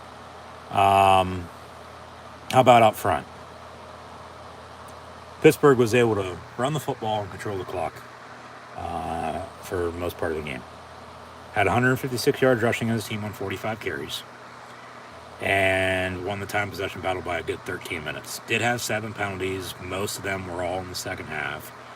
It seemingly was going to cost them there at a time or two. As the rest, were trying to get the game under control with all the trash talk. But Pittsburgh was 12 of 16 on third down today. 3 of 3 in the red zone after all the mistakes they had last week. No turnovers by either team, surprisingly. But honestly, the difference in this game was Pittsburgh having a running game and Carolina not having a running game. And Pittsburgh was able to control the clock because they had a running game. They did give up a few field goals in the second half after, going on a 21-play, 12-minute touchdown drive to begin the half. It all started with the back-to-back sacks and the dead ball foul. They could have punted from midfield. They drive and kick a field goal. They get 2 more field goals. They kick the onside kick. Don't get it. Steelers take a knee. They win it by 8, 24-16. Darnold, 14 of 23, 225 passing and a touchdown. Carolina as a team, as Chuba Hubbard had 4 carries, 10 yards rushing. Deontay Foreman, 10 of 10. Darnold, 2 of 2 on a couple scrambles. Darnold was sacked 4 times as well, I might add. Once by T.J. Watt, once by Alex Highsmith, once by Cam Hayward, and then the 4th was a gang tackle with Watt, Hayward, Highsmith, and I'm trying to think of the other. You're not going to split into thirds or a quarter, though, at the same point in time. They technically gave the 4 sacks, 1 to Highsmith, and then 1.5 apiece to both Hayward and Watt. I think it was Larry Obi-Wan Kenobi Ogunjobi, to be honest with you, who had a couple of tackles for loss. He was also in on that sack, if I'm not mistaken. But Carolina as a team rushing, 16 carries, 21 yards. DJ Moore had 5 catches, 73 yards on a touchdown. Hubbard, 357 out of the backfield. Marshall, 351. Shi Smith, a catch for 24 yards. But, Steven Sims on end arounds had as many yards rushing as the Panthers had as a team today. So if that ain't telling you how bad they kind of run the ball, I don't know what is. Because Sims had 2 carries, 20 yards rushing. As Trubisky was 17 of 22, a $179 passing, only sacked once. Had also 6 carries, 9 yards rushing, and a rushing touchdown on a sneak. Those worked out for them today, no doubt about it. Jalen Warren, 11 carries, 38 yards rushing as well for him, and a rushing touchdown as well. Najee Harris, 24 for 86 on a touchdown. So, 3 rushing touchdowns for Pittsburgh and a field goal from 50 yards out for Chris Boswell is how they got their 24 points, and they won by 8. Deontay Johnson, 10 catches, 98 yards. George Pickens, 2 of 53. Warren, a catch for 11 yards. Sims, a catch for 10 yards. Nothing to Pat Freiermuth as the only tight end that had a catch today was Zach Gentry for a catch for 4 yards. Spillane led the team in total tackles with 7. They had 4 sacks, though, as mentioned, 1 to Highsmith, and then Hayward and Watt, 1.5 apiece. 6 tackles for loss, with Ogunjobi having 2 of those. Spillane had 1, Highsmith had another, along with Watt, and Isaiah Loudermilk as well. So Christmas Eve, on Saturday. Steelers hosting the Raiders Saturday night. I'll have live watch long reactions. I reviewed then. Be sure to set out some milk and cookies. Harvin only punted 3 times today. And remember the one, they downed him inside the 5 at the 2, but then they said it was a touchback. So he flipped field for the most part. Boswell was 1 of 1 on field goals, and it was from 50, and then also 3 for 3 on extra points. So, I mean, a team win, no doubt about it, for sure. And it started up front with a run game, and they were able to control the clock. Had 156 yards rushing on 45 attempts, and won the time possession battle, controlled the clock by a good 13 minutes.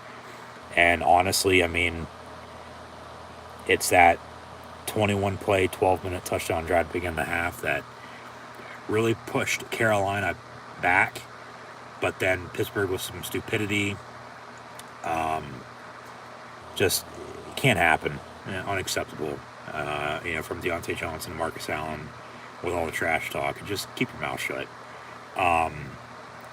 Sort of what cost them there late in the second half. Then after that drive, more so not in the fourth quarter, because it was dead ball fell at the end of the third, end of the fourth, during the break, and then we come back, and then they end up kicking a field goal, kick 2 more, kick the onside kick, don't get it, and then Pittsburgh knees it out, and they win it 24-16. But I just circle back around, as they still have to win out, the rest of the way to have a winning record and a winning season here, as they're 6-8. They got 3 more games, so 9-8. It's that extra game. They still have to win out, even with the old format at 8-8, to finish right at 500. But now you got to either finish above or below. There's no in between.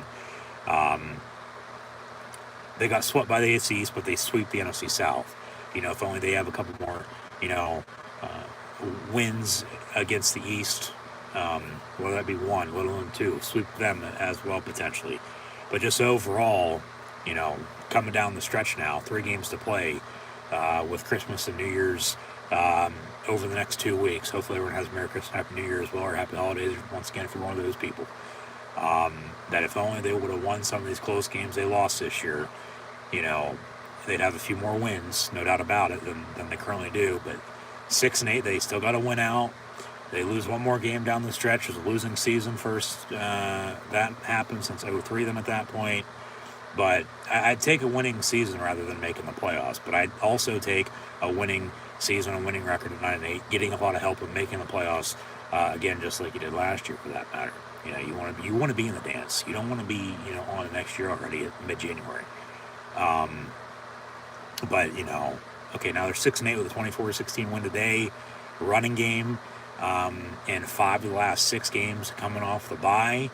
But along with, the defense making stop after stop for the most part, it's all back to a 2-point loss last week, a 3-point loss back in week 2, a 4-point loss the last time that Trubisky had started before he started today, along with a 6-point loss in prime time, and a 7-point loss at home also in division. Just, they got to find a way to win these close games again, man. Take the win today, no doubt about it. A win's a win, 24-16 your final score, but they lose 1 more, they're done. So they got the Raiders on Saturday. So 1 game at a time. That'll be Saturday night, Christmas Eve night. I'd love watching long reactions, that's what we should in. But then they go to the Ravens on New Year's, and then the Browns at home week 18. They already split with the Bengals. They've already lost to both the Browns and the Ravens once, but they still got to play them once more. So if they can split with them, which means wins, because they've already lost to them, and then they beat the Raiders on Saturday, it means they win out 3 in a row with the 4th today. Potentially 5 if they win, last week, which they didn't. But then even go back to those, 2 wins beforehand on the road, lose at home against the Bengals, should have won that game, win that, couple more wins to the bye week. Close games from the bye week. Those two games are wins rather than the losses they have. Coming off the bye right now, they're on a 2, 4, 6-game winning streak going into Christmas, let alone 9-game winning streak potentially to, get to 10, 11 wins potentially, because then those 2 losses aren't losses, they're wins. But, they just still got to find a way to win these next 3 games, win out. They're winnable games, for that matter. Steelers Raiders is Steelers Raiders. It's going to be a smash mouth football game. It's going to be worse than what we saw today with all the trash talk. Especially when both teams are playing, for their season. Pittsburgh 6-8. We'll see if the Raiders are going to be 6-8 or 5-9. But then they could play spoilers potentially too. So we'll see what happens there. But then, like I said, yeah, they split with the Bengals, won and lost. They've already lost both the Browns and Ravens. They still got to play them both, though. They split there, meaning they win those 2 games, beat the Raiders, means they win out. They're 9-8. Maybe they get the help they need. Maybe they don't. Winning record into the playoffs, winning record out of the playoffs. We'll see what gives. We'll see what happens. That's why they play the game. As, today for all the games we saw that, on paper didn't seem like they were going to be anything special. Every 1 o'clock game was a 1-score game. Every game this week has been decided by 10 points or less, I might add.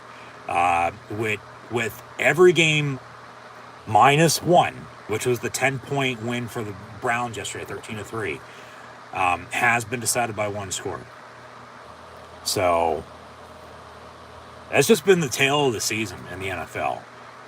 1-score football games. Hopefully Pittsburgh can find a way to continue to win these 1-score games. It didn't need to get to a 1-score game today, but of course it did. What's new there? But at the end of the day, they win. They won 24-16, so that's your final score. I'll leave it at that. They got to win out. They have to win out, as they had to win out entering today as well. So they still got to win out. That's the mantra. Just keep at it. Keep fighting, keep winning. And then if you get the winning record, which hopefully they do, okay. And if they don't, it's like, all right, had a good run at it, from 04 to 21 basically, which was Roethlisberger's career in those 18 years. But then if they get the winning record and make the playoffs, they make the playoffs. But if they get the winning record and don't make the playoffs, well, at least they have the winning record. So you could go this route, this way, that way. They're not necessarily at a fork in the road by any means, but they just got to win out. They got to keep moving forward. They can't go backwards, and they can't be going side to side, okay? They got another game ahead of them, followed by 2 more after that. 2 the next 3 are in division. But the Raider game ain't going to be easy either, even though it's a winnable game.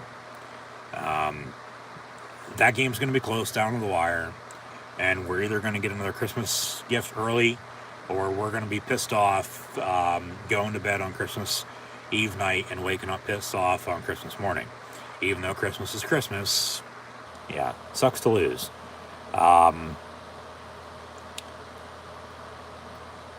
But then you can, go back to, well, could have done this, could have done that. Yeah, could have, would have, should have my ass.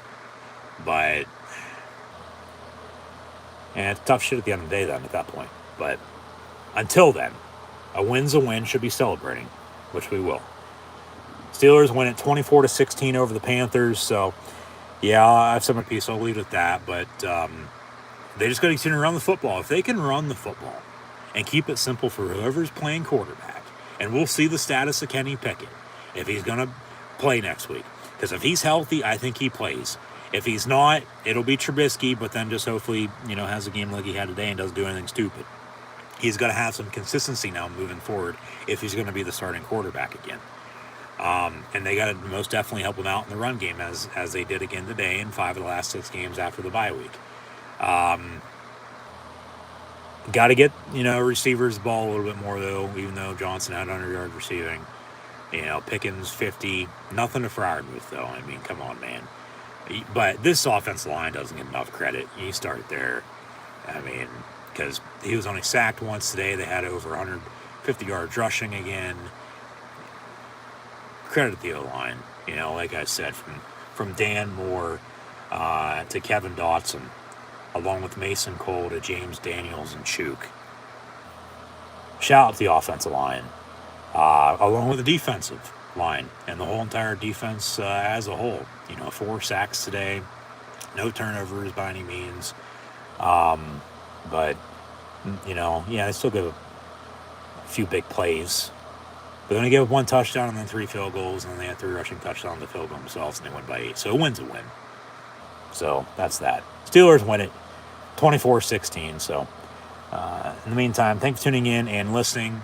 That'll do it for myself, your host, Encyclopedia Sports. Go ahead and Luke 96 live here on YouTube. So once again, thanks for tuning in and listening.